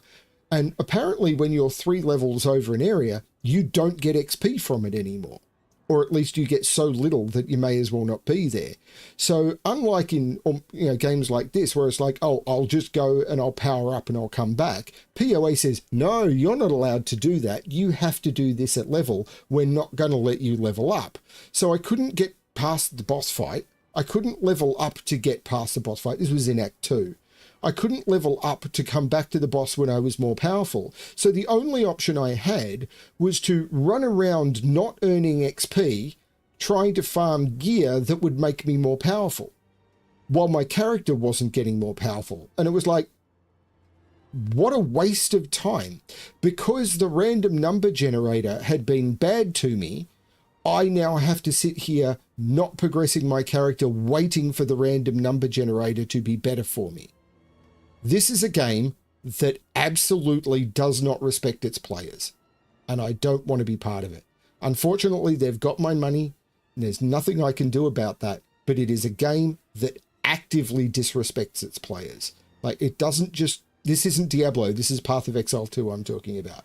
It will actively make you feel bad about your playthrough experience. And this is Act 2 for someone who is trying to learn the game. And what it taught me was, now you need to go back to content you've already done, and this is in the story mode. This is playing through the story. You need to go back to an area you've already done, and you need to redo all of that content and just play it over and over and over, not back too far, because if you go back too far, then the gear that it drops won't be any good. You basically just have to go back to the section you just did and redo it over and over and over and over until you get some better gear drop. And it was like, or no. I don't. No, I don't have to do that at all. Your game is terrible because you can't earn XP. It just got to the point where you're not earning XP anymore. And the other solution, of course, is to be following a perfect build guide and get the right drops, or have thousands of hours or hundreds of hours of experience in the game. But I'm a new player trying to go through the story for the first time. I can't have hundreds of hours of experience in the game. So if your first experience is one where you don't get lucky, you're basically being told fuck off. And if you ask the community, they will actively tell you to fuck off. Okay, bye. It is the most toxic, unwelcoming gaming community I have ever encountered was in Path of Exile 2. And that includes, what was the name of the game? Helldivers, which was incredibly toxic. Yeah, it was bad. It was so bad. I couldn't believe how actively bad it was. Did I get any sigil powder out of that? I did. Not much, but some. Until spring.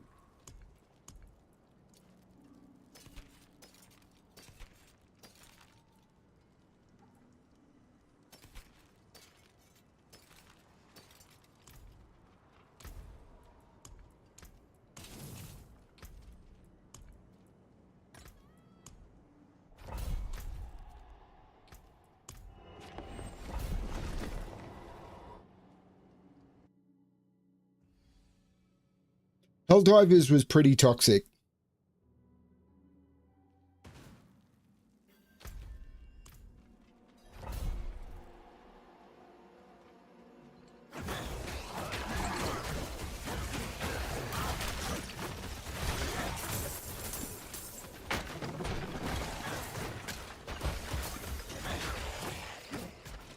It was another community where, because you were being teamed up with people, if you weren't at their level of play because you didn't have the gear or the experience or any of that sort of stuff, even if you were playing low level, so they would go into low level runs. So, you know, there were runs of different levels, but if you're low level gear, if you were low level and you went into a low level run, in order to be able to, you know, be at level, or at the level that you're at, and you weren't, they were in low level because they wanted to farm something or anything like that, and you weren't automatically like phenomenal and understand everything and be able, have everything macro bound and blah and blah and blah because you were learning the game, they would go you. Like there was no, in that game there was no, oh, you're new, let's carry you through. The only good groups I was in, and I had some amazing fun with good groups, was where it was me and a bunch of people who were just as dumb as I was, and we spent like 30 minutes doing an easy mission because none of us had a clue what we were doing, and we just kept like being stupid with each other, and we had a ball. Whereas the people who were there farming currency or whatever were like, hey, this isn't being a 35-second run, therefore you're wasting my time, and therefore you're all terrible. I was like, we didn't come in here for a 35-second farming run. We came in here to learn to play the game. This is like a level 2 thing. It's like, but I'm in a level 2 thing with my super overpowered character because I want to do this. It's like, well, we don't know how to do that. We might get there. We're not there yet. It's the same when I was running the Warcraft stuff, and it's like, oh, there's newbies here. Okay, let's slow down and stay as a group. Nope. Demon Hunter Tank is running all the way ahead and is absolutely going to make sure that the lobies can't participate, which is not something that I wanted to do. It's a very, very different way of playing, and yeah, just the way it is.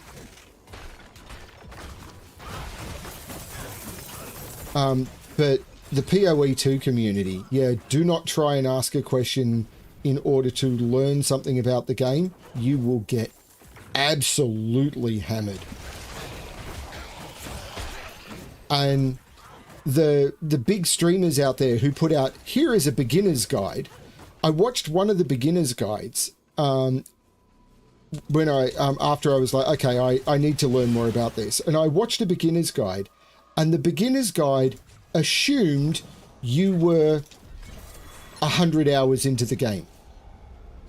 And it opened with this concept, which was when you're doing X. I was like, okay, the first thing that they mentioned, I think, was something like when you're running maps, I think was the first thing they said. And I looked it up, and this was, maps was something that you unlocked after you'd done the whole campaign.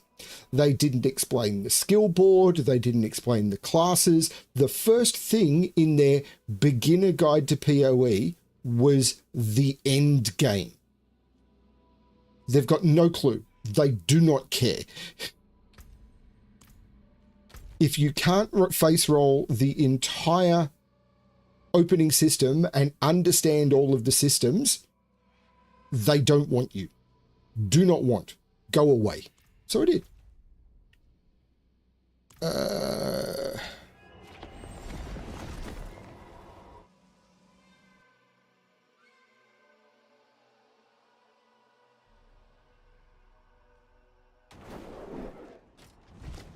This is almost certainly true, although I enjoyed the WoW stuff where I was doing the quest readout stuff. I think with that one, that was a lot more fun. I will admit that with the Legion remix, there's a little bit more attention to play. I like the graphic style of WoW. I really do. I think the graphic style of WoW is a lot of fun. It is one of... I love the graphics in WoW and the way it looks.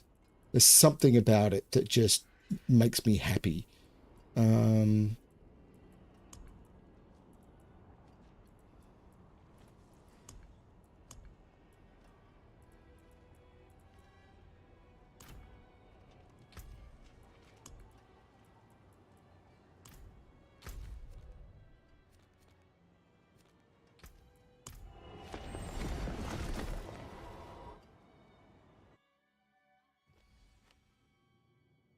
But I will admit, sometimes it's harder to engage with chat depending on what I'm doing.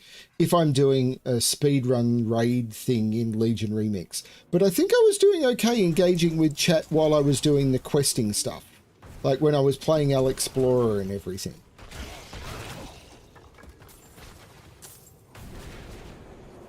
Maybe I'm wrong.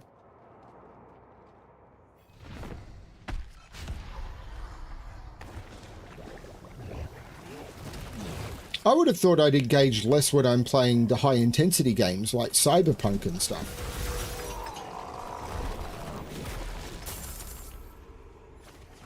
Because often in those, I have to pay a lot more attention.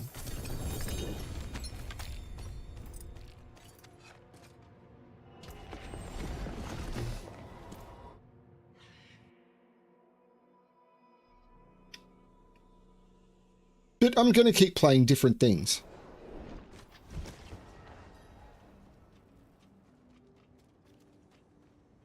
It is done. Greater collection of chaos. Did somebody say chaos? I don't even remember what the puzzle coming out on the channel tonight is.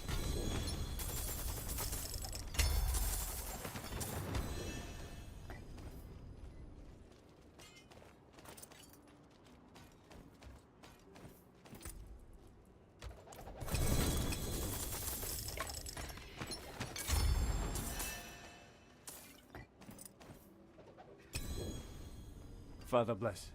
What do you need?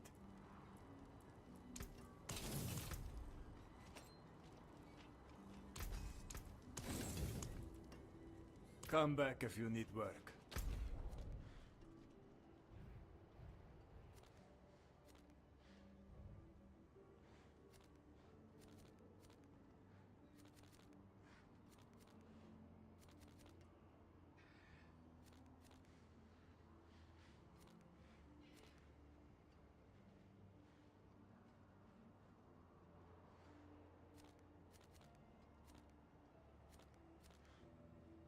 Can't even remember where the Infernal Hordes is. It's there. There is a whisper on Infernal Hordes. So let's do a quick Infernal Hordes. Let's do an 8.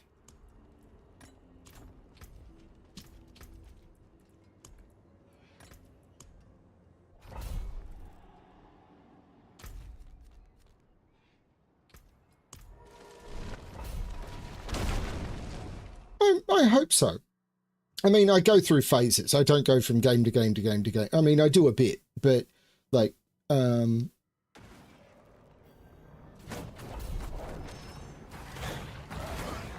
fine. They don't want to be found. Aether Lords cause Hellfire to erupt around them. Aether Fiends spawn as Aether Lords and drop 3 times as much Aether. Yeah, I'm going to take this one.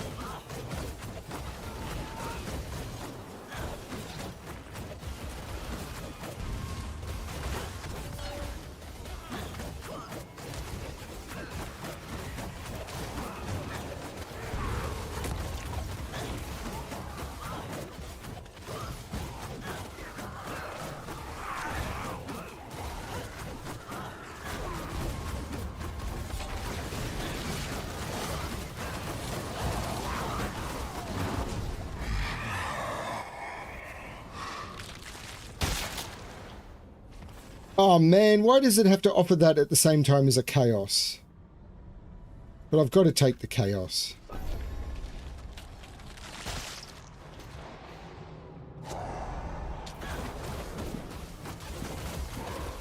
You fight to live.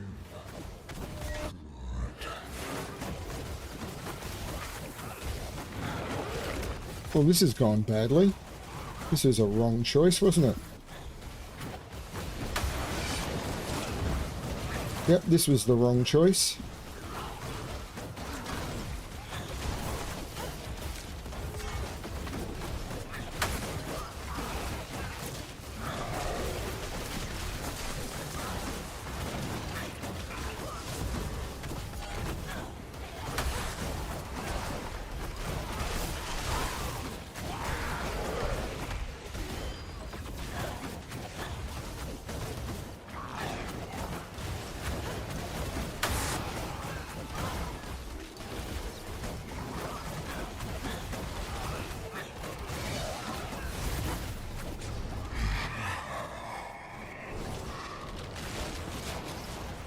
That was a terrible choice.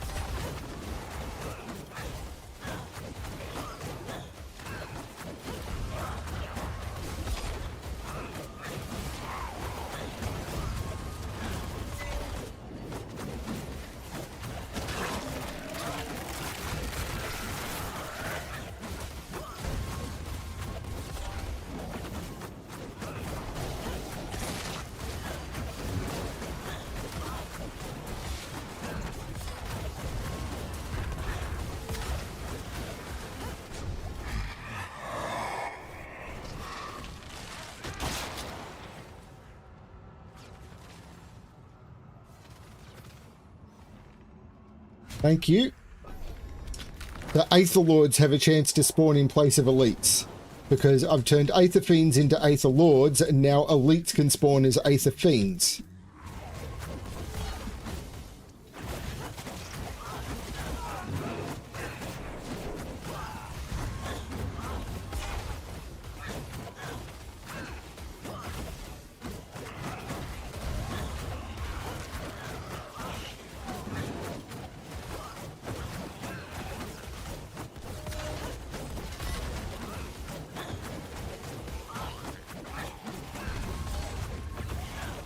This is still not a good run.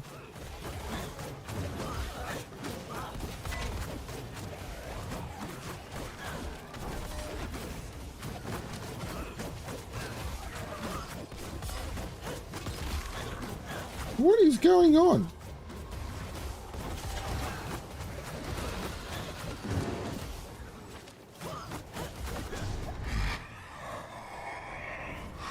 I have no idea what was going on there, but very little anything. Gain health and damage for each spawn. Yeah, please. Let's give this one a try. I have no idea if I was getting many Aether Lords there. That was something weird with that spawn.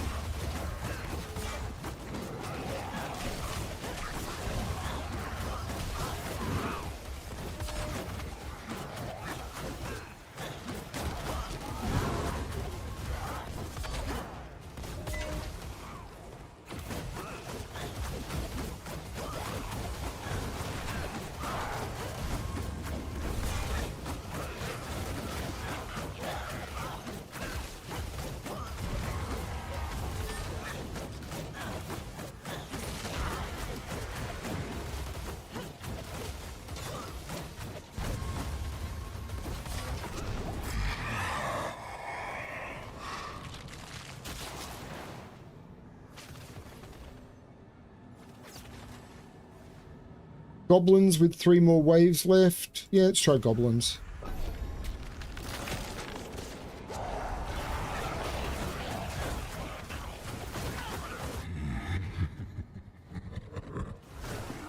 I should never have taken that Chaos Wave. I should have taken faster spawns.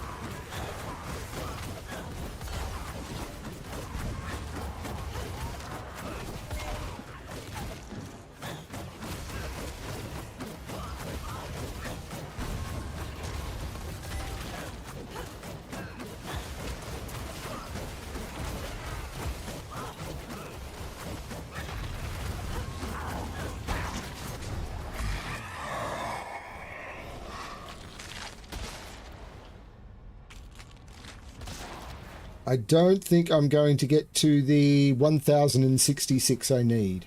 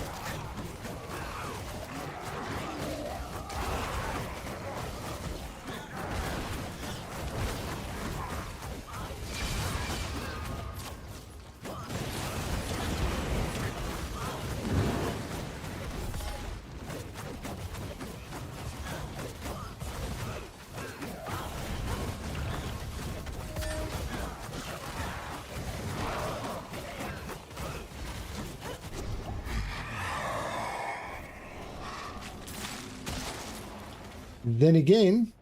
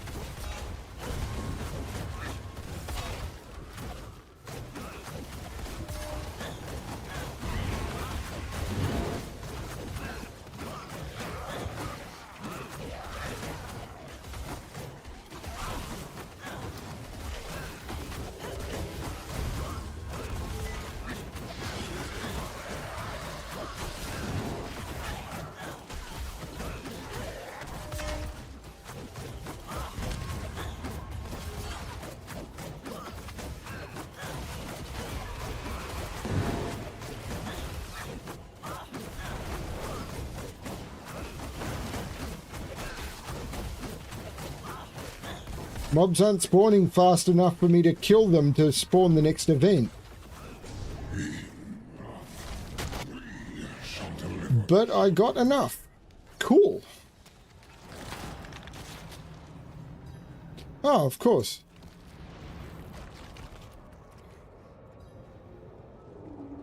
Yeah, that was a very weird puzzle. It wasn't what I asked for. So you get to send a message to your Santa saying what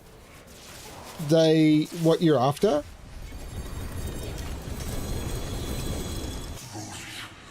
And I asked for something that was going to be solvable by, at least I'm pretty certain I asked for something that was going to be solvable by, like, while I'm a moderately experienced solver, I wanted something that would be understandable by someone who's been in the hobby for only like 6 months, because I wanted it to be something that would be, you know, a good feature on the channel. And the puzzle I got was not that. It had some very tricky deductions in it.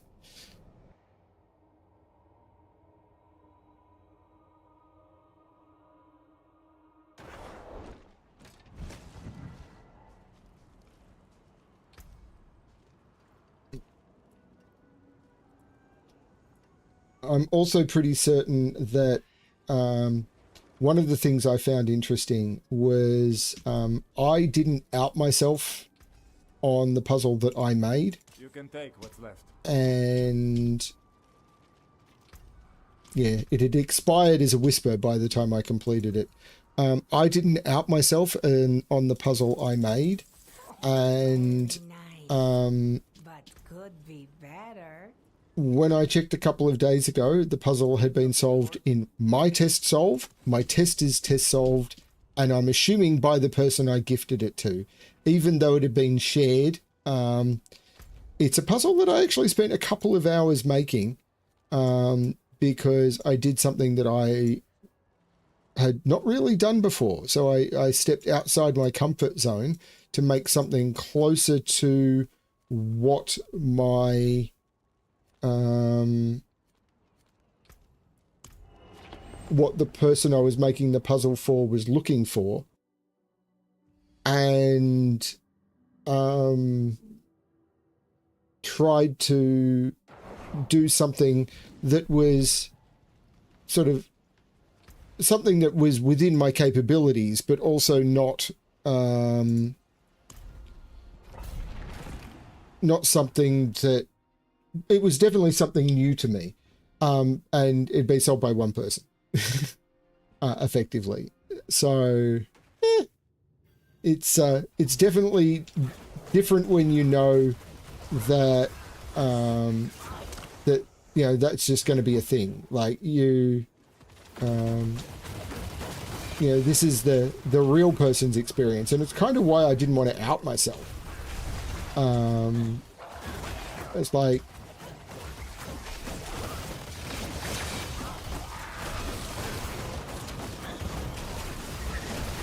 because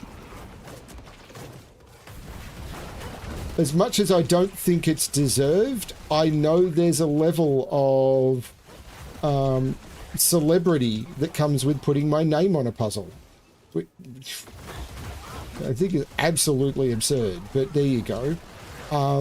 And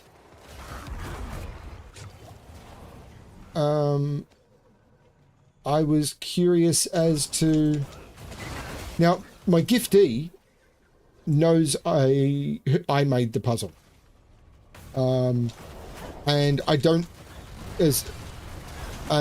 think like I outed myself to them, and they've not responded at all.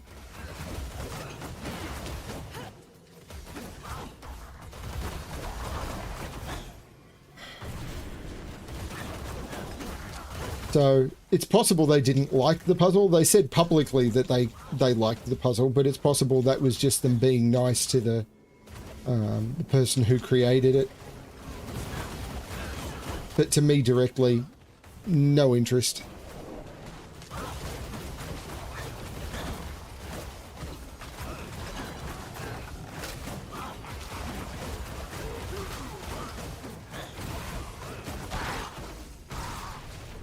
I mean, I remember trying to solve Whisper 5 puzzles without knowing, you know, the 4-6 trick. And I ended up, while exploring Whisper 5 lines, I made a puzzle with a constraint I was way more familiar with between lines, in order to teach myself how Whisper 5 lines, German Whisper lines, work in a better way. And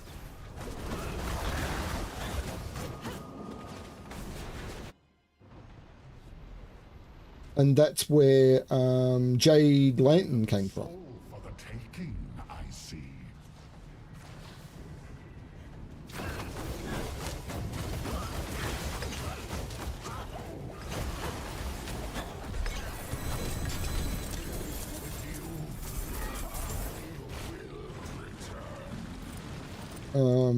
Because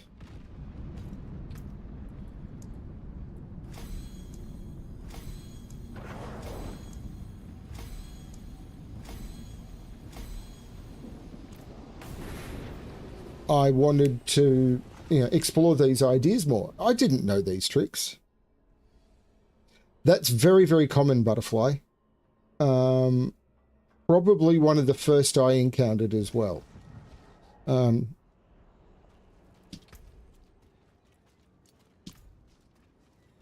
don't think that's true anymore for people who come into the hobby.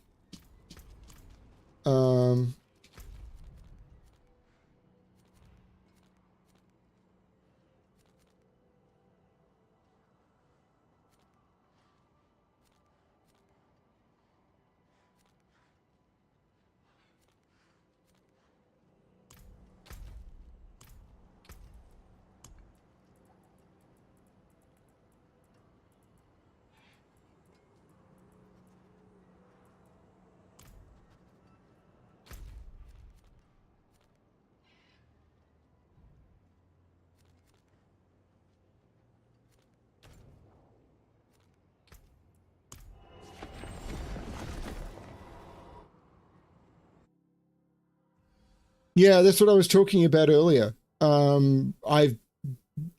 The expansion with Corvettes has basically killed No Man's Sky for me, and which is a shame because I thought it was going to be one of my forever games that I would continue to return to. Yeah, I was talking about that earlier, and how it's made me basically take Light No Fire off my wish list. And I'm hoping that they do another expansion, which is going to draw the interest away from the Corvettes again.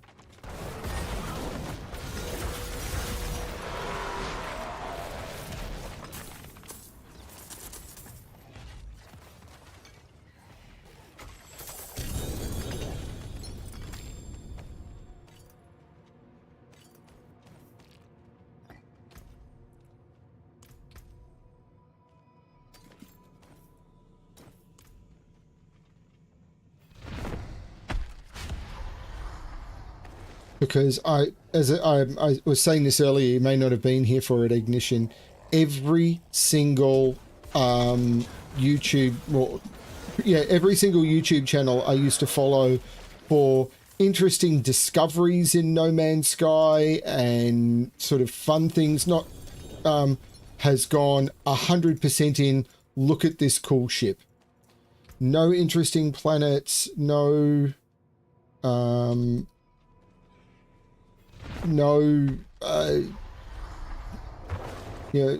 here's how you get a cool multi-tool. No, interesting base builds. No, they used to run events for, let's get together and build stuff on a planet. There's none of that. No talking about No Man's Sky story. No talking about the different elements that are in the game. It's all just look at this cool ship that someone put together. Every other aspect of the game is dead. No worries, Keith. I'm not long from logging off anyway. I don't even know why I'm still doing this. Possibly to engage with you guys. And it's just so sad. Now, nothing's stopping me from going in and playing and doing it. But when you've got an online multiplayer game, where all of the multiplayer stuff has basically been killed, I'm not sure that does anything. Like, it's clear that the developer focus is on that, and it's just, yeah. It's like, why is everyone spending all of their time making ships that aren't even good?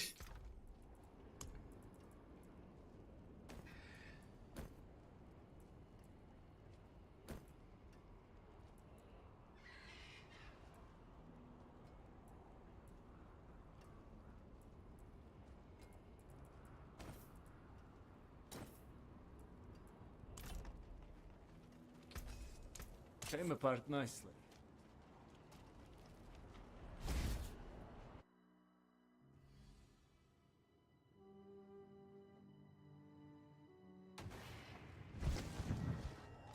So, I definitely I definitely am a self-learner, so I learn by doing things myself. But I also generally want to get some kind of direction.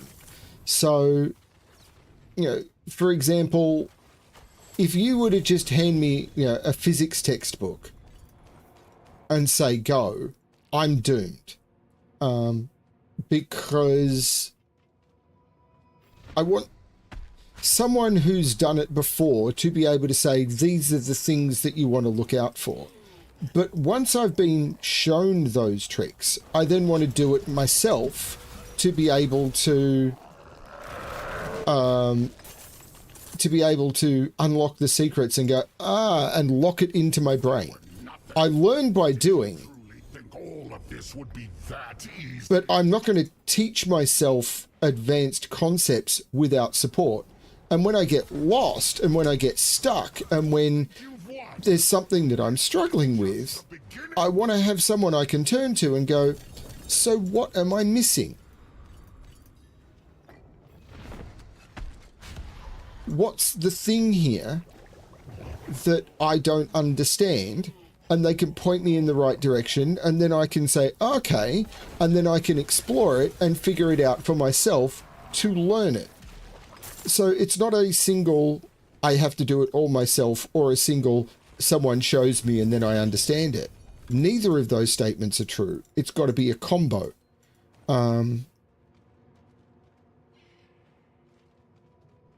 I did the same back then. That was before my accident and my brain got mushed. I went into basically my report card in year 7 maths.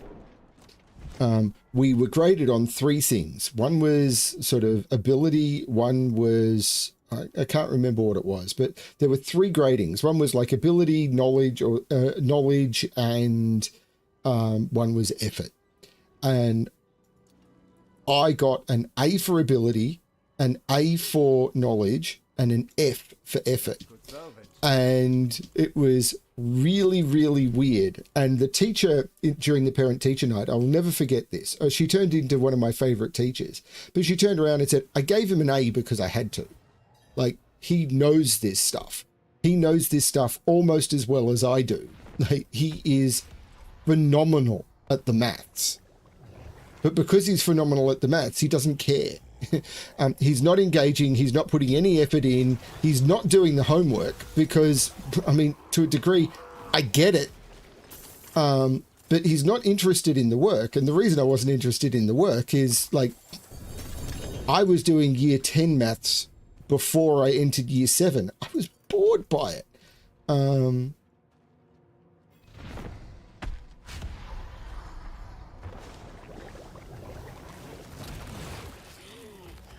I don't know if I play through it. You could be right, although I try and approach it with the mentality of how would a new player see this. But I'm not going into Diablo 4 going, okay, I need to play through the stories. I'm not like rediscovering all the systems because I know them.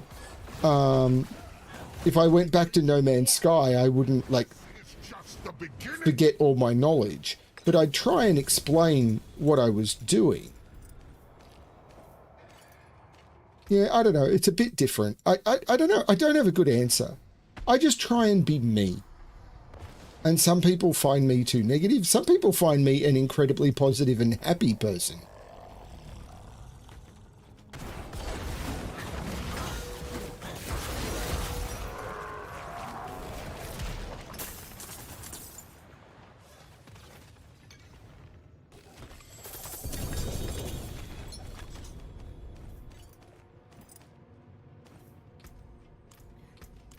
But with my criticisms, I always try and turn around and say why I'm making a criticism. And if I either say, I don't have an answer to this, but there should be one because of the negative feeling, or if I have a suggestion, say, here's my suggestion, but my suggestion may be crap. But if people have an idea of what's causing frustration or what's causing a problem, and then have an idea of, okay, this is sort of what people are thinking, they can then turn around and say, well, what people are thinking is dumb. What Brimster is thinking is absolutely stupid, but it's obviously a problem. Can we address this?